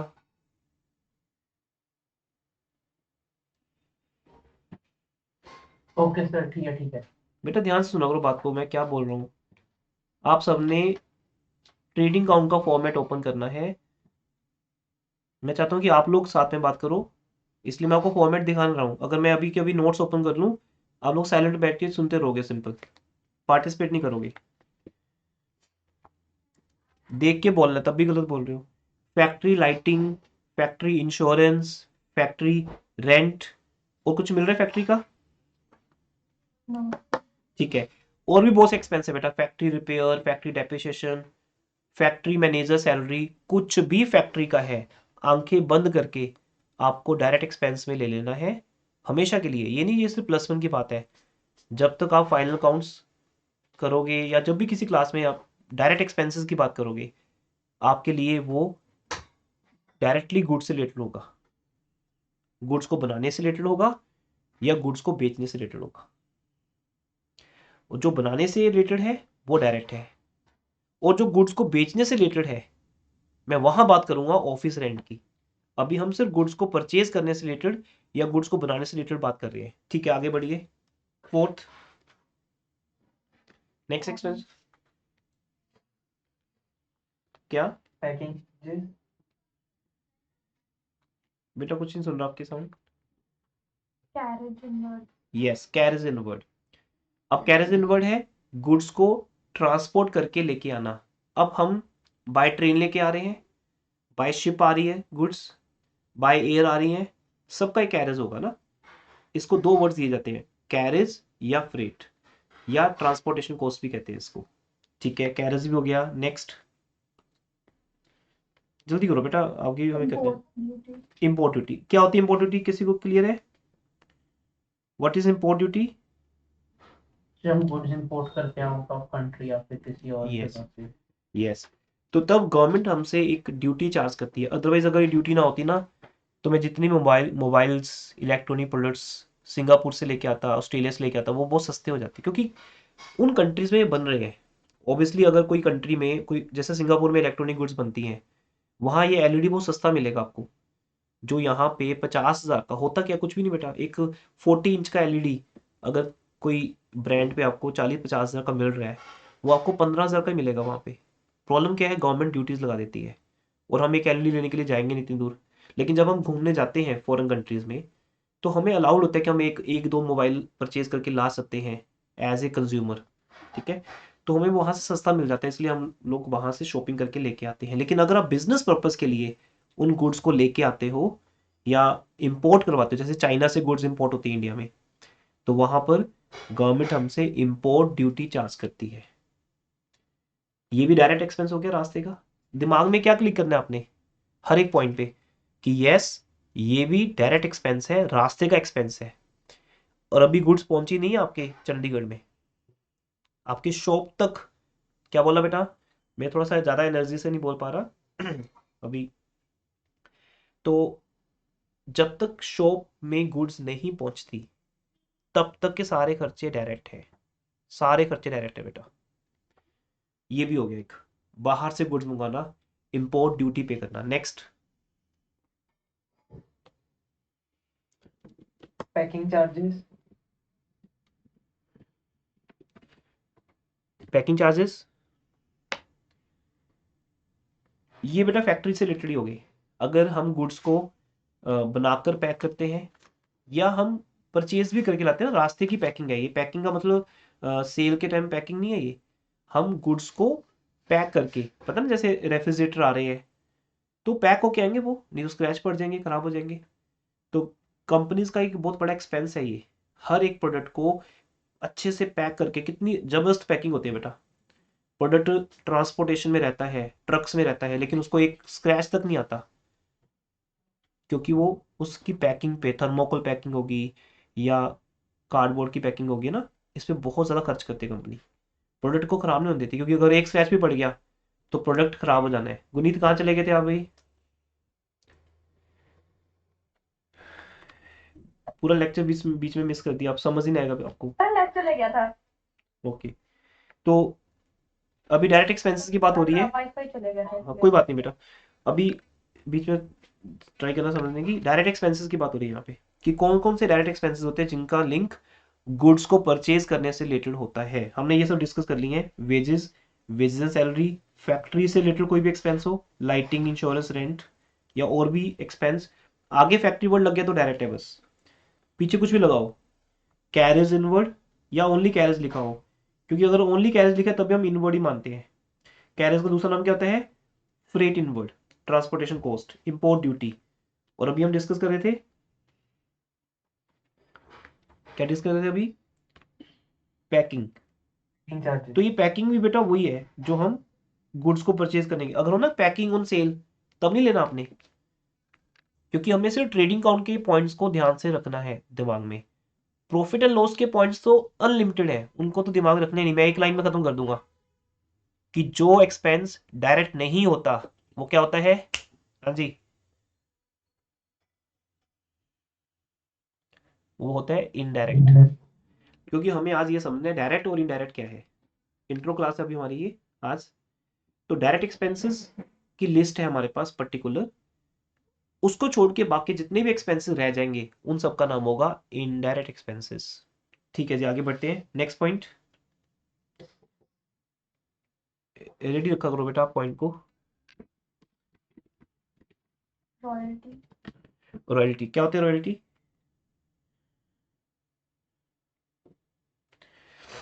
बेटा जब आप कोई प्रोडक्ट बनाते हो ना, इसका लिंक भी मैन्युफैक्चरिंग के साथ है। जब आप कोई भी प्रोडक्ट बनाते हो, समटाइम्स आपको किसी ब्रांड नेम की नीड होती है, कोई ट्रेडमार्क की नीड होती है, या आपको बनाने के लिए कोई फॉर्मूला चाहिए होता है। फॉर एग्जाम्पल कोल माइन है, कोल माइंस में से कोल निकलता है, तो गवर्नमेंट से हमें कोल माइन की परमिशन लेनी पड़ती है। गवर्नमेंट उसकी रॉयल्टी चार्ज करती है आपसे। अगर मैं एक बुक का ऑथर हूं, मैंने बुक लिख दी, तो एवरी ईयर मुझे रॉयल्टी मिलेगी। जितनी बुक्स प्रोड्यूस हो जाएंगी, पब्लिशर जितनी बुक्स बना के बेचेगा, मुझे उसकी रॉयल्टी मिलेगी। तो रॉयल्टी सेल के ऊपर भी हो सकती है, परचेज के ऊपर भी हो सकती है, बनाने के ऊपर भी हो सकती है। ये टर्म्स एंड कंडीशंस पे डिपेंड करता है।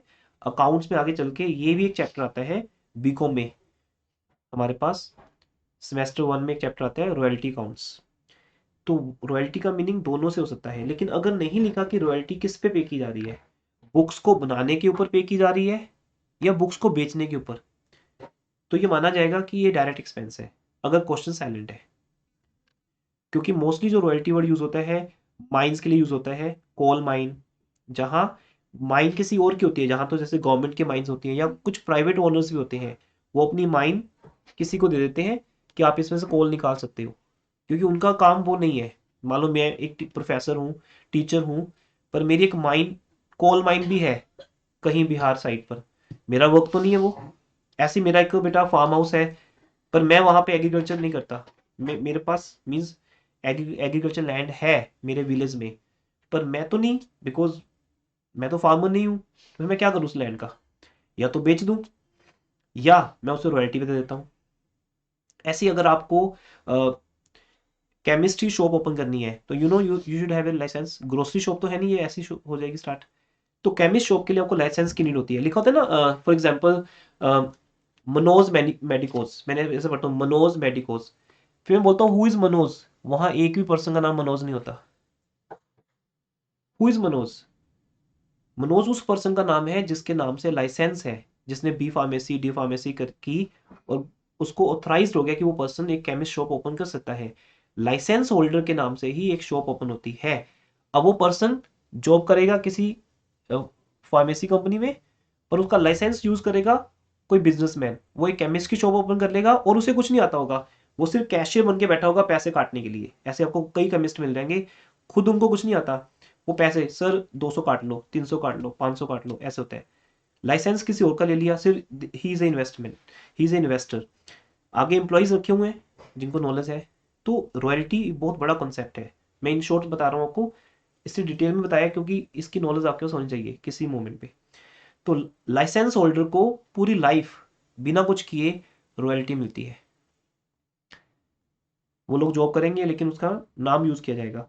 तो रॉयल्टी किसी पर्पज के लिए भी हो सकती है, बट अब अगर आपके सिलेबस में आता है क्वेश्चन रॉयल्टी, तो आप उसे डायरेक्ट मान लोगे, ये मानते हुए कि हम परचेजिंग के ऊपर या मैन्युफैक्चरिंग के ऊपर किसी को पे कर रहे हैं, तो आपके लिए डायरेक्ट रहेगा ये।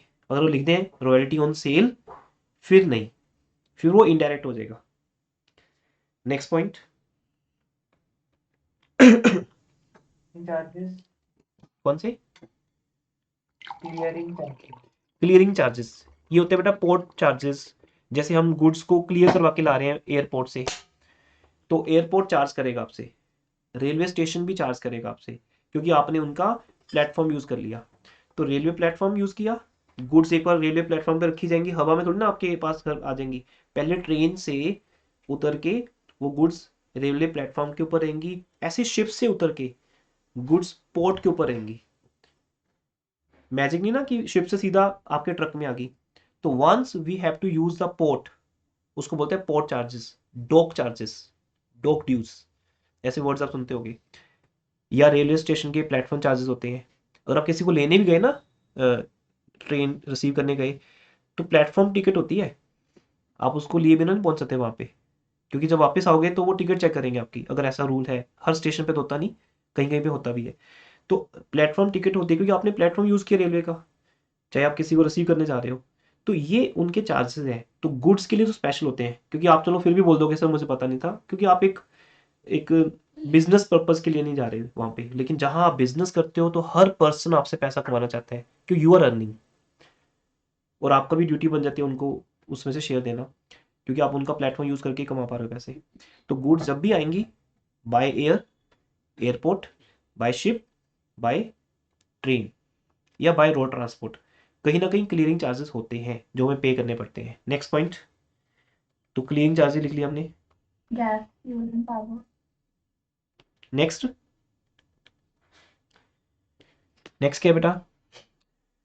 Gas fuel and power. हाँ, गैस फ्यूल एंड पावर, ये फैक्ट्री का एक्सपेंस है। फैक्ट्री के अंदर गुड्स को मैन्युफैक्चर करने के लिए हमें fuel, as a gas, as a diesel, petrol या पावर, इलेक्ट्रिसिटी यूज करनी पड़ेगी मशीन्स के ऊपर, दैट इज कॉल्ड, ये भी डायरेक्ट एक्सपेंस हो गया, gas, fuel and power. Next point, manufacturing expenses. वो तो सारे हो गए, कॉमन वर्ड हो गया वो तो, उसका कॉमन नेम हो गया मैन्युफैक्चरिंग एक्सपेंसेस का। Next, motive power. यस बेटा, motive power is important one.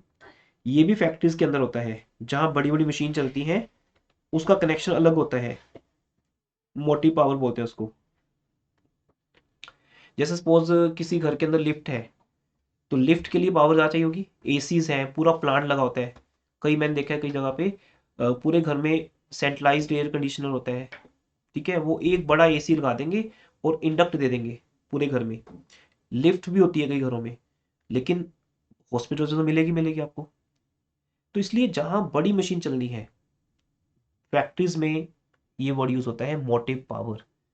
हमारे ऑफिस में मोटिव पावर की नीड नहीं होती, बट मशीन चलाने के लिए जरूरत पड़ती है। तो मशीन कहाँ चलेंगी? मैन्युफैक्चरिंग कंसर्न्स में। तो ये भी वही यूज होगा वर्ड जहां मैन्युफैक्चरिंग कंसर्न्स है।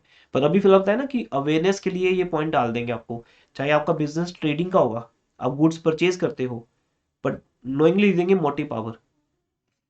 बट ये एग्जैक्टली कहाँ यूज होता है? मैन्युफैक्चरिंग कंसर्न्स में। Next, next point,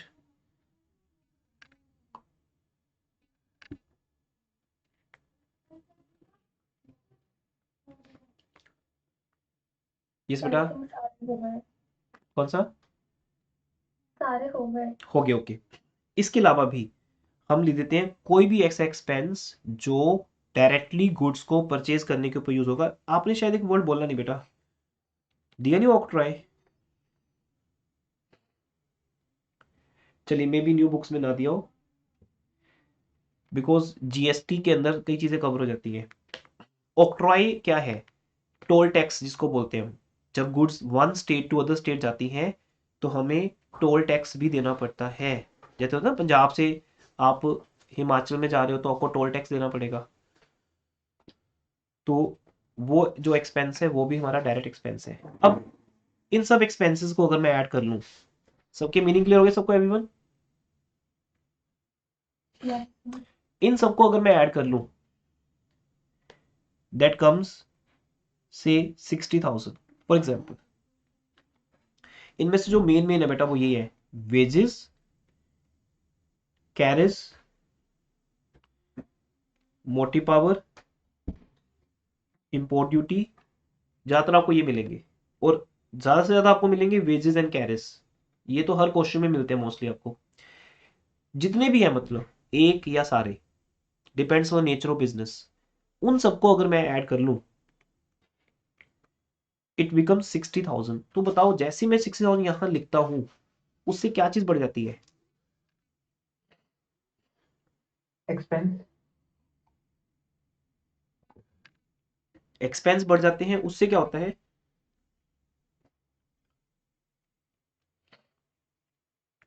expense increase होने से क्या होगा?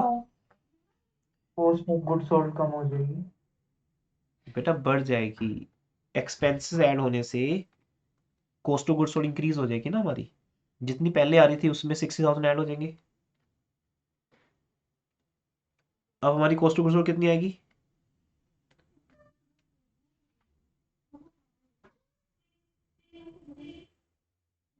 3,70,000।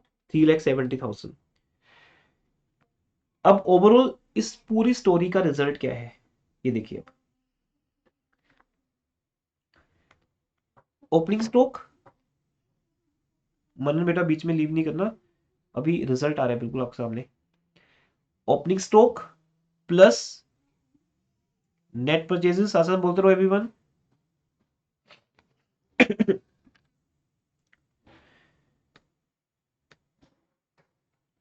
Plus direct expenses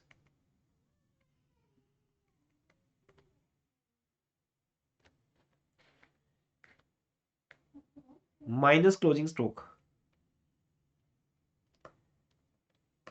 is equal to what? Cost of goods sold.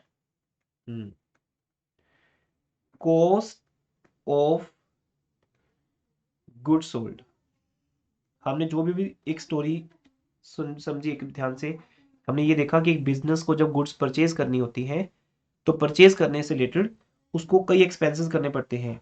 Net purchase word इसलिए यूज करते हैं क्योंकि जो गुड्स हमने रिटर्न कर दी वो हमारी परचेज का पार्ट नहीं है, वो रिटर्न हो चुकी है, तो इसलिए हम नेट परचेज वर्ड यूज करते हैं अकाउंटिंग इक्वेशन के अंदर ज्यादातर।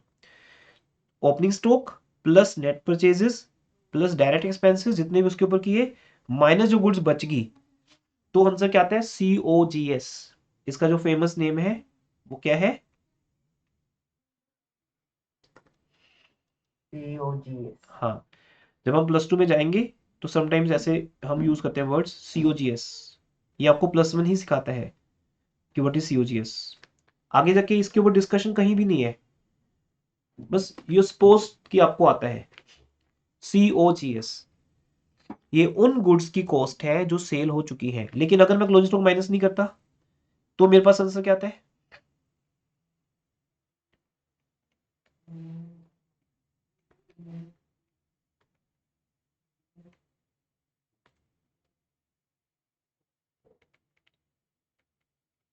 तो मेरे पास क्या आंसर आता है?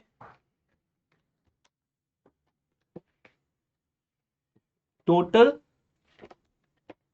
Total cost of goods available, जितनी गुड्स हमारे पास अवेलेबल थी वो आपका टोटल आया, आ गया। लेकिन जैसे ही मैंने उसमें से, हाँ जी, जैसे ही मैंने उसमें से क्या किया? क्लोजिंग स्टॉक माइनस कर दिया। हाँ, तो ऐसे एक स्टोरी दिमाग में रखनी है हमेशा के लिए बेटा। अगर आप 5 साल कॉमर्स में रहेंगे तो 5 साल आपको फाइनल अकाउंट्स आएगा ही आएगा, +2 में भी आएगा, BCom में भी आएगा, MBA में, CA में, लॉ में। कॉमर्स से रिलेटेड किसी भी फील्ड में जाओगे आपको फाइनल अकाउंट्स आएगा ही आएगा। ये हमारा सबसे मेन चैप्टर है, इसलिए एंड में करवाया जाता है आपको। जितना मैच्योर, जितनी मैच्योरिटी लेवल ज़्यादा होगा स्टूडेंट का, उतना उसको ज़्यादा समझ आएगा। क्लोजिंग स्टॉक जैसे ही हम माइनस करते हैं we get cost of goods sold. लेकिन हमारा purpose cost of goods sold निकालना तो नहीं था। क्या था पर्पस बेटा हमारा? हमारा पर्पस क्या था?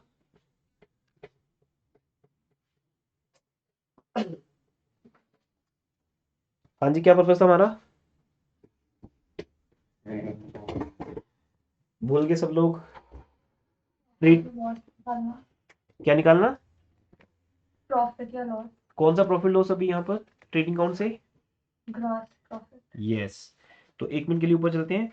यहाँ पे हमने बात की थी कि हमारे बिजनेस के अंदर डेबिट क्रेडिट बहुत कुछ डिटेल में बात की थी, बिल्कुल बिल्कुल जीरो लेवल से स्टार्ट किया था। इवन इस पूरे लेक्चर को मैं स्किप करके आपको सिर्फ ट्रेडिंग अकाउंट का फॉर्मेट याद करवाता तो भी काम बन जाता, लेकिन उस टीचिंग का कोई फायदा नहीं है, वो काफ़ी चीज़ें आपकी नॉलेज से स्किप हो जाती है। ये जीरो बेस है बिल्कुल, जहाँ पे हमने बात स्टार्ट की, जहाँ से अकाउंट स्टार्ट होती है, डेबिट क्रेडिट क्या होता है, उन 5 वर्ड्स को हमने क्लासीफाई कर दिया। 3 वर्ड्स बैलेंस शीट में रहेंगे डायरेक्टली, और 2 वर्ड्स एक्सपेंस लॉस एक हो गया, इनकम गेन दूसरा हो गया। उन दोनों का रिजल्ट जो आएगा नेट प्रॉफिट लॉस, वो भी बैलेंस शीट में आ जाएगा बाद में एज ए कैपिटल। लेकिन हमारा जो पहला पर्पस है वो नेट प्रॉफिट पे जाना नहीं है, वो तो फाइनल आंसर है। पहला पर्पस क्या है हमारा? We have to calculate gross profit, या लॉस तो साथ में बना ही हुआ है बेटा, सक्सेस के साथ फेलियर वर्ड तो बना हुआ है। अगर आपको सक्सेस मिली तो ठीक, नहीं तो फेलियर तो है ही है। तो ग्रोस प्रॉफिट अर्न करना हमारा पर्पस है बिजनेस में, लेकिन अगर ग्रोस प्रॉफिट नहीं हो तो क्या होगा? लॉस। तो फिर तो लॉस हो जाएगा। लॉस। अब आपके लिए ट्रेडिंग अकाउंट का फॉर्मेट मैं तैयार कर रहा हूं। ये सारी बात देखो, अब ये पूरा लेक्चर नॉलेजफुल था, ये नॉलेज जो आपके लिए परमानेंट नॉलेज बन जाएगी। पर इस नॉलेज के बिना भी आप देखते हो स्कूल में डायरेक्टली आपको ट्रेडिंग अकाउंट का फॉर्मेट याद करने को बोल दिए जाते हैं, तब जाके आपको प्रॉब्लम रहती है, अब नहीं आएगी। अब मैं ट्रेडिंग अकाउंट लिखने जा रहा हूं बेटा, ध्यान दीजिएगा। नंबर 1, फिर आज आपका जो होमवर्क है वो ट्रेडिंग अकाउंट के क्वेश्चंस होगा, और हम उसके ऊपर डिस्कशन करेंगे नेक्स्ट क्लास में। एक और होमवर्क मैं अपडेट कर दूंगा लास्ट में। To opening stock in my example, क्या है ओपनिंग स्टॉक बेटा?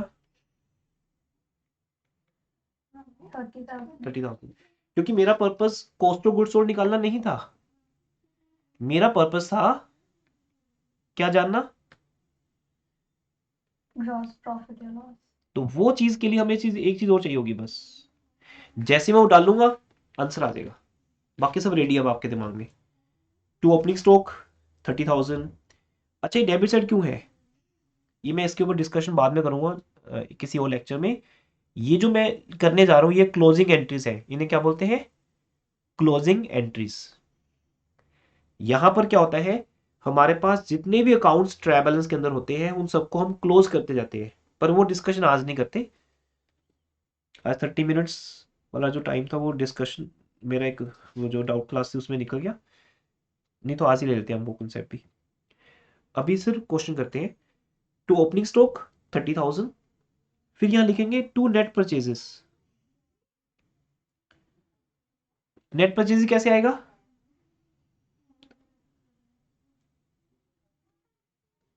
Total purchases minus purchases return. और टोटल परचेज किस पे डिपेंड है? दो चीजों पे। कैश परचेजेस ये मैंने बात की नहीं थी, बट ऑब्वियसली आपको पता है कि परचेज दो तरह की होती है, कौन कौन सी बेटा? कैश और क्रेडिट। Cash and credit. मान लो मेरी कैश परचेज है 2,50,000 की, क्रेडिट परचेज है 1,50,000 की, तो टोटल परचेज कितनी होगी?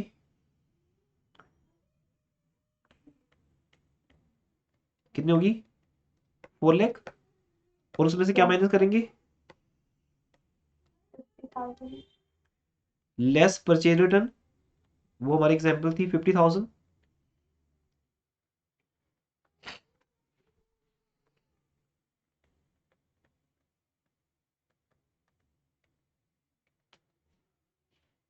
ठीक है जी।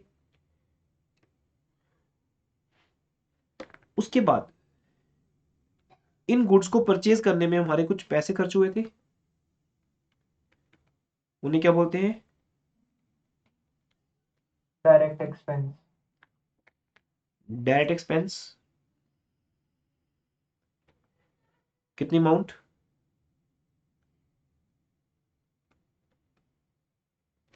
60,000। इन सब में से एक चीज माइनस करनी है, वो कौन सी है?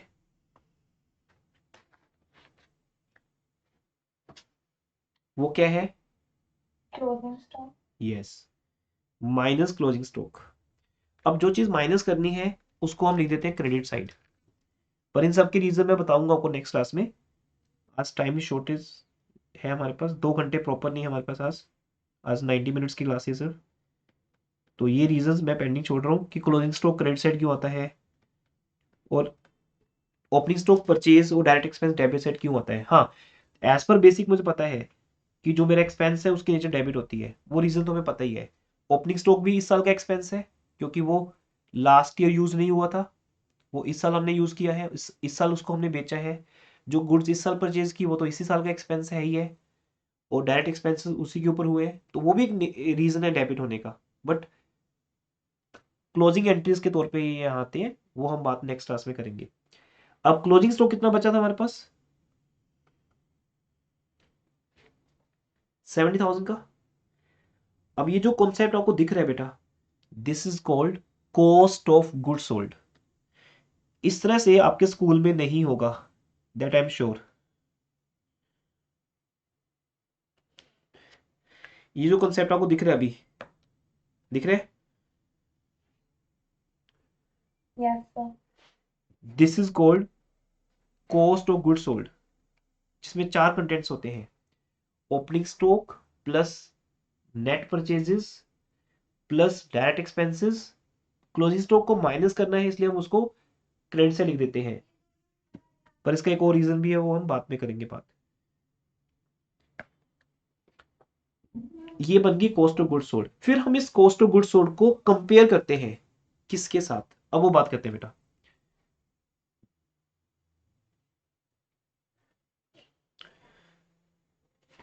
अगर ये कॉस्ट ऑफ गुड सोल्ड आपकी आ गई, कितनी आ गई थी हमारी, देखिए फिर से करके, ओपनिंग स्टॉक कितना था 50, 30,000. Net purchase 3,50,000. Direct expenses 60,000. ये आ गई total goods available for sale, available for sale, बेचने के लिए। पर कोई बिजनेसमैन इतना ज्यादा एक्सपर्ट नहीं हो सकता कि वो अपनी पूरी शॉप खाली कर दे 31 मार्च तक। चाहता तो वो है कि सब बिक जाए, पर नहीं बिकता बेटा। तो क्लोज स्टॉक तो रहता रहता है कुछ ना कुछ तो हमारे पास। तो हमारे बिजनेस की कॉस्ट ऑफ गुड्स थोड़ा आती है, कितनी आ गई ये,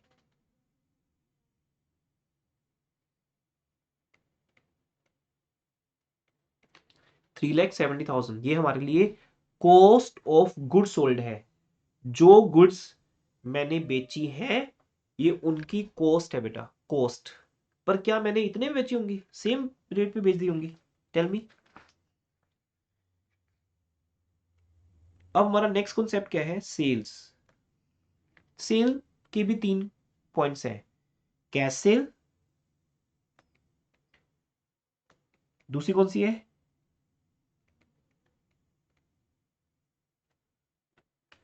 दूसरी कौन सी है,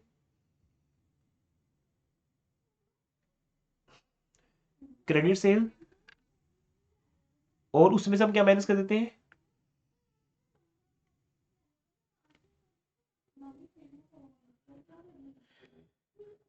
सेल्स रिटर्न। सेल रिटर्न का एक और नेम भी होता है, क्या होता है उसको,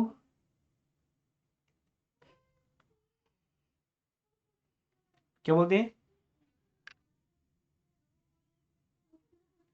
बेटा, साउंड नहीं आ रही किसी की भी, एम ऑडिबल, रिटर्न इनवर्ड. हाँ जी, रिटर्न इनवर्ड। अब ये क्या है, सपोज आपने 3 लाख की सेल की कैश में, Sir, the voice plan बताइए. एक मिनट, I don't know मेरी साइड से इशू है. बाकी सबको आ रही है साउंड बेटा? नहीं सर, बीच बीच में लैग कर दिया आपके वहाँ. वो कई बार इंटरनेट स्टेबल नहीं होता, उसके रीजन से होगा जस्ट, और कुछ नहीं। कुछ रह जाए, मिस हो जाए तो दोबारा पूछ लेना, कोई बात नहीं। बस वैसे तो लेक्चर वो ओवर ही है, 5 मिनट्स का ही है। Cash cell 3 lakh, credit sale 2 lakh की हुई हमारी, टोटल सेल 5 लाख की होगी, पर उसमें से 40,000 की गुड्स हम हमारे पास वापस आ गई सेल्स रिटर्न। जैसे हम सप्लायर को गुड्स वापस करते हैं वैसे हमारे कस्टमर्स हमें गुड्स वापस करेंगे अगर वो डिफेक्टिव होंगी या कोई भी रीजन होगा। तो 40,000 गुड्स हमें वापस आ गई, that is called sales return. तो आपकी नेट सेल कितनी है? 4,60,000। 4,60,000। अब आपके सामने दो कॉन्सेप्ट है बेटा, ध्यान से देखो इसको। क्या ये दो वर्ड्स में कुछ आपको कोऑर्डिनेशन, कुछ रिलेशन समझ आ रहा है इन दो वर्ड्स में? बस जैसे आपने इसको समझ लिया हमारा काम खत्म आज का। The profit is equal to sale price minus cost price. Yes, excellent. लेकिन उसके अंदर भी एक मीनिंग है दिया, वो कैसे? देखो मीनिंगफुल लैंग्वेज कुछ डिफरेंट होती है। आप कैसे बोल के बताओगे किसी को कि सर जो गुड्स हमने सेल की वो गुड्स 3,70,000 की हमें कॉस्ट करती थी, हमारे लिए वो 3,70,000 की थी, बट हमने वो कस्टमर्स को कितने की बेची? 4 lakh. तभी तो प्रॉफिट होगा कुछ, तभी तो कमाएंगे, तभी तो खर्चे निकलेंगे। शॉप का अभी तो बहुत कुछ है बेटा जो हमने इसमें से माइनस करना है। शॉप का रेंट है, एम्प्लॉयज की सैलरी है, इलेक्ट्रिसिटी बिल है, प्रिंटिंग स्टेशनरी, लीगल चार्जेस, बहुत कुछ बेटा, अनलिमिटेड चीजें हैं। लेकिन अभी हम बात कर रहे हैं सर कि ग्रोस प्रॉफिट कैसे आता है। ग्रोस प्रॉफिट दो चीजों का, देखो अगर मुझे समझाना नहीं हो, आपको सीधा बताना हो, तो I can give only one statement कि gross profit is the difference between two things. Business की नेट सेल्स कितनी है और बिजनेस की कॉस्ट ऑफ गुड्स सोल्ड कितनी है। इनको समझाने में पूरा एक लेक्चर चाहिए 90 मिनट्स का, एग्जैक्टली 90 मिनट्स लग जाएंगे भाई आज। नेट सेल में से कॉस्ट ऑफ गुड्स सोल्ड को माइनस करते हो, जिसका मीनिंग है कि जिन गुड्स को मैंने 4,60,000 में सेल किया वो गुड्स मुझे कितने की आती थी, कितने की मुझे पड़ी थी, सब कुछ प्लस माइनस करके 370 की। 3 लाख। तो कितना ग्रोस प्रॉफिट हो गया मुझे? 90,000। हाँ जी। तो अब आप इस क्लास के थ्रू, इसी क्लास के थ्रू हमने हर तरह का ऑब्जेक्टिव क्वेश्चन, एमसीक्यू, कई तरह की चीजें कर दी हैं। वो अभी फील नहीं आया होगा आपके अंदर क्योंकि अभी आप न्यूमेरिकल करोगे, बट इस एक लेक्चर के थ्रू हम वो सब चीजें बहुत इजीली समझ पाएंगे या कर पाएंगे। जैसे हम आगे बढ़ेंगे आप देखोगे। अब इस चीज को मैं फॉर्मेट के अंदर लेके जाता हूँ, ये तो हमारी रफ डिस्कशन होगी ना अंडरस्टैंडिंग के लिए। जो स्टैंडर्ड फॉर्मेट जो आप सबको भी स्कूल में करवाया गया होगा, और 95% स्टूडेंट्स इसको रट लेते हैं, क्रैम कर लेते हैं, क्योंकि आपकी इंटेलिजेंसी इस फॉर्मेट से कहीं ज़्यादा होती है। मतलब आपकी इंटेलिजेंसी बहुत ज़्यादा होती है, आपकी रिमेम्बरिंग पावर। ये फॉर्मेट उसके सामने कुछ भी नहीं है, बट बेटा अंडरस्टैंडिंग होगी तो ही काम आएगी आगे जाके। जब आप वाई का आंसर दे पाओगे तभी इंटरव्यूज क्लियर कर पाओगे आप। अब मैं यहाँ पे उस इंफॉर्मेशन को लेके आता हूँ जिसका नाम है क्या, नेट सेल। वो कैसे आएगी? पहले लिखूंगा बाय सेल्स, इसमें पहले नेटवर्ड लिखते नहीं है, हम पहले लिखते हैं टू परचेज, बाद में नेटवर्ड आंसर अपने आप आता है, ये नेट है। अब ये लिखेंगे by sales, cash 3 lakh, credit 2 lakh, minus sales return.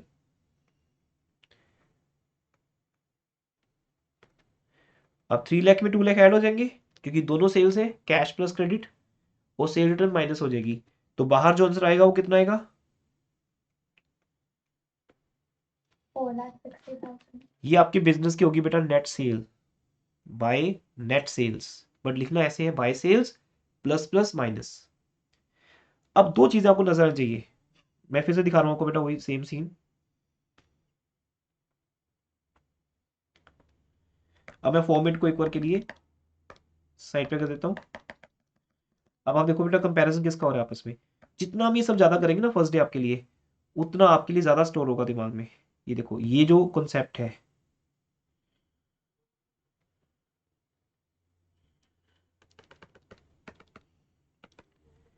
ये कॉन्सेप्ट क्या है?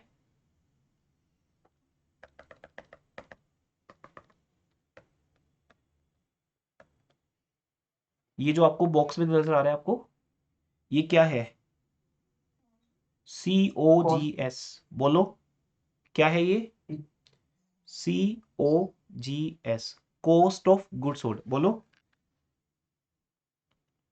सब लोग बोलेंगे एक साथ। और इसको कंपेयर किससे किया जा रहा है? नेट सेल के साथ। अब ऑटोमेटिक जो प्रॉफिट होगा या लॉस होगा वो आपके सामने आ जाएगा, लेकिन वो आएगा एक एज ए बैलेंसिंग फिगर, जो भी आपको दिख रहा है ये देखिए। अब जो आपके सामने आएगा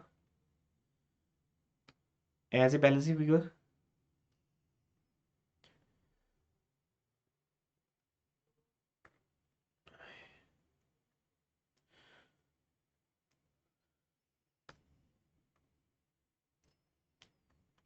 किस तरफ आएगा बैलेंसिंग फिगर? कौन सा फिगर है? क्रेडिट के डेबिट?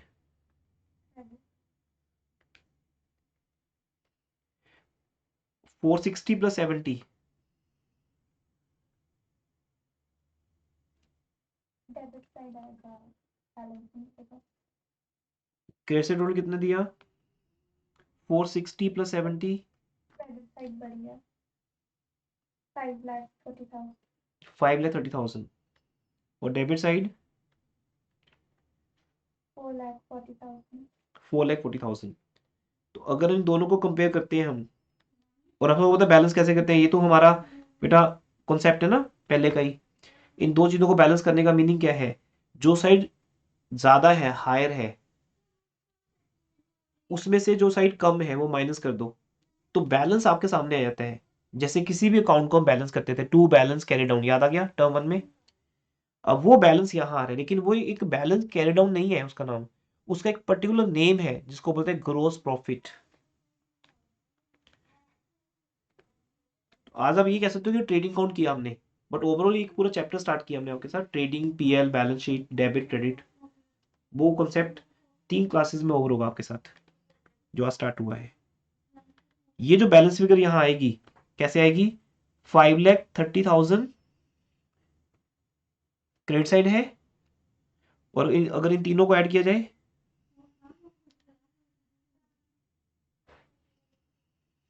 5 लाख। डेबिट साइड 440 है, क्रेडिट साइड 530 है। क्योंकि क्रेडिट साइड ज्यादा है इसलिए डिफरेंस यहां आएगा। कितना आएगा डिफरेंस? 90,000। यस। तो बेटा ये साइड, क्योंकि देखो अब क्योंकि ये साइड ज्यादा थी, ये साइड कम थी, तो इसको बैलेंस करने के लिए हम यहाँ पे एक अमाउंट और डाल देंगे, दैट इज 90,000 की। उससे ये आपस में इक्वल हो जाएगी। This is called balancing figure. लेकिन उस बैलेंसिंग फिगर का आज एक नेम रखना है आपको, ग्रोस प्रॉफिट। तो ग्रोस प्रॉफिट का मीनिंग होता है एक बड़ा प्रॉफिट, एक अबाउट प्रॉफिट, जो मैंने सेल परचेज के डिफरेंस से कैलकुलेट किया है। इसे मैं फिर आगे ले जाऊंगा प्रॉफिट एंड लॉस काउंट में। वो मेरी स्टोरी नंबर 2 है कि what is PL count. Obviously तभी स्कूल टीचर भी आपको पहले ट्रेनिंग काउंट करवाते हैं फिर पीएल करवाते हैं, बट ऐसा नहीं कि ये अलग अलग बनेंगे, ये कंबाइन बनेंगे। ठीक है, बाद में हम इनको कंबाइन कर देंगे। तो ये आपका प्रॉफिट होगा, ग्रोस प्रॉफिट। अब हो सकता है आपको ग्रोस लॉस होता, वो कब होता ग्रोस लॉस? जब आपकी डेबिट साइड ज्यादा होती, जब आपकी परचेज कॉस्ट ज्यादा होती। जैसे अगर मैं बोलूं कि अगर हमने जो गुड्स परचेज की थी, या कॉस्ट ऑफ गुड्स सोल्ड की अगर मैं बात करूं ओवरऑल, अगर ये 370 की जगह पे बेटा 570 आंसर आता, इट मीन आपकी जो गुड्स 5,70,000 की थी वो आपने कितने में बेच दी? 5,30,000। बेटा नेट सेल हमारी 460 है ना। अगर 5,70,000 की गुड्स आप 4,60,000 में सेल करते हैं, मींस अगर किसी भी क्वेश्चन में कॉस्ट ज्यादा हो, सिंपल सी बात है, अगर मैं कोई चीज 10 रुपए की खरीदता हूं और उसको 7 रुपीज में बेच देता हूं, तो मेरी कॉस्ट ज्यादा है ना, 10 रुपए, 10 रुपीज, और बेचा मैंने 7 रुपीज पे। तो कॉस्ट ऑफ गुड्स सोल्ड अगर ज्यादा होगी, जो बहुत ही रेयरेस्ट चांस में होगा, ऐसा कोई बिजनेसमैन इतना पागल तो नहीं है ना कि वो 570 की खरीद के 460 में बेचेगा। 460 का नेट रिजल्ट है, cash plus credit minus return, है ना। कॉस्ट ऑफ गुड्स सोल्ड एक नेट रिजल्ट है, दो नेट रिजल्ट्स को कंपेयर किया जा रहा है आपस में। आपको फॉर्मेट से समझ नहीं आएगी ये बात, इसलिए मैं फॉर्मेट में कभी बिलीव ही नहीं करता। फॉर्मेट नहीं समझाएगा, फॉर्मेट सिर्फ आपको क्रैमिंग देगा, तो शायद स्कूल में करने के बाद आपको समझ भी आ गया होगा कि ये अकाउंट है एक बस, इसका बैलेंस फिगर अगर इधर आता है तो लॉस है, उसको ग्रोस लॉस कहते हैं। बट क्यों कहते हैं उसको ग्रोस लॉस, वो क्यों है, उसका रीजन है क्योंकि डेबिट साइड क्रेडिट साइड से ज्यादा है। हमारा सीओजीएस डायरेक्टली हम यहाँ देख नहीं पाते ना क्योंकि क्लोजिंग स्टॉक इधर आ गया, पर ये उधर से माइनस हुआ है डेबिट साइड से। जब सीओजीएस सेल से ज्यादा होता है, नेट सेल से, तो हमें लॉस होता है, तो वो अपने भी यहाँ आएगा, बट वो बहुत रेयर चांस में आएगा। ज्यादातर आपको हर क्वेश्चन में क्या मिलेगा, ग्रोस प्रॉफिट। दैट्स ऑल बेटा। Clear everyone. Opening stock, purchase, direct expense, sale, closing stock, देखने को ये 5 वर्ड्स हैं, एक छोटा सा फॉर्मेट है, पर इसमें डेप्थ में जाएंगे तो पूरा एक लेक्चर है जो आज आपने टेक ओवर किया है। कोई फाइनल डाउट हो इसके ऊपर? No sir. तो बेटा बुक्स ओपन करो जहां पे अनसोल्ड क्वेश्चन दिए हैं, बस फिर क्लास ओवर करते हैं।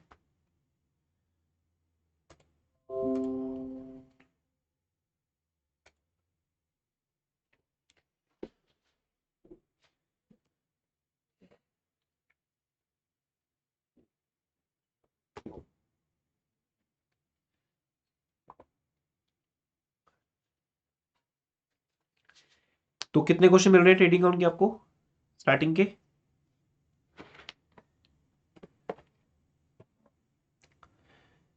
जो प्रॉफिट एंड लॉस से पहले के क्वेश्चंस हैं,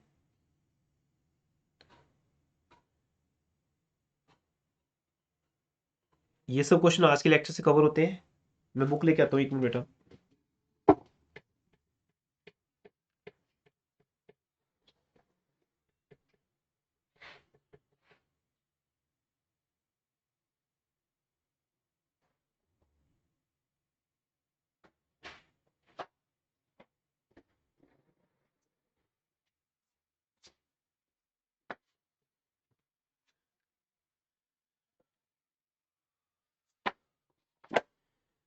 हाँ जी, ओपन कर ली सबने?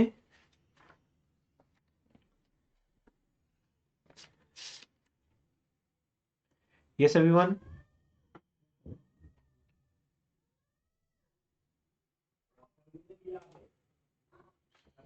निखिल, दिया, अर्नव, योर लेफ्ट ओनली। हाँ जी, तो मेरा फर्स्ट क्वेश्चन है आपके लिए, प्रिपेयर ट्रेडिंग अकाउंट यहां से देखकर। फिर second question, adjusted purchases. Adjusted purchases यहां होती है, वहां याद रखना, एक मैंने मीनिंग बताया था ट्रायल बैलेंस में आपको, क्या होता है याद है? एडजस्टेड परचेजेस का मीनिंग है ओपनिंग स्टॉक इसमें ऑलरेडी एडेड है, क्लोजिंग स्टॉक ऑलरेडी माइनस है। तो जब आप एडजस्टेड परचेजेस लोगे, वैसे मैं नेक्स्ट क्लास में ये सब क्वेश्चन करवाऊंगा आपको, सॉल्यूशन भी ओपन कर लेंगे हम बुक का। ओपनिंग स्टॉक नहीं होगा, मैं डीके गोल बुक में से बात कर रहा हूं। ट्रेडिंग अकाउंट के अंदर ओपनिंग स्टॉक लेने की नीड नहीं है, क्लोजिंग स्टॉक लेने की नीड नहीं है, डायरेक्टली परचेज लो, डायरेक्ट एक्सपेंसिव लो, सेल लो, हमारा आंसर आ जाएगा। समझ सको? ठीक है, नहीं नेक्स्ट क्लास में बात करेंगे। देन सेकंड का ए एंड बी पार्ट हो गया, ट्राई करोगे एक बार थर्ड का ए एंड बी।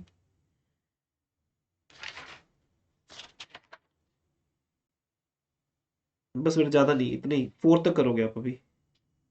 सर आप डीके कोयल की बात कर रहे हो? हाँ जी, हाँ जी। सर पिक शेयर कर देना ग्रुप में। मिल जाएगी। अप टू 4 क्वेश्चन है बेटा, ज्यादा नहीं करने अपने, अभी आज का लेक्चर इंट्रो के ऊपर ही था ज्यादा, इसमें भी एक दिन और लगेगा, क्योंकि मिसिंग फिगर क्वेश्चन बहुत इंपॉर्टेंट है चैप्टर के ना। 3 मार्क्स में 2 मार्क्स में आता है कि calculate closing stock only, opening दिया है, क्लोजिंग कैलकुलेट करना है, या वाइस वर्सा, या कोई और चीज कैलकुलेट करनी है। तो ट्रेडिंग अकाउंट का फॉर्मेट बनाकर हम सारी इंफॉर्मेशन लिख देंगे, जो चीज मिसिंग है वो आ जाएगी आपके सामने, बट वहां ग्रोस प्रॉफिट का एक रोल होगा, और वहां एक न्यू कंसेप्ट आएगा नेक्स्ट क्लास में। ग्रोस प्रॉफिट रेट 2 तरह का होता है, gross profit on sale, gross profit on cost. तो अभी ये लेक्चर कंटिन्यू हो जाएगा नेक्स्ट क्लास में, पर आज इतना भी समझ गए तो भी इनफ है। फर्स्ट 4 क्वेश्चन ट्राई करने हैं सिर्फ, दैट्स ऑल। क्लास ओवर करो, anything else? Okay, thank you sir. Welcome बेटा, वेलकम।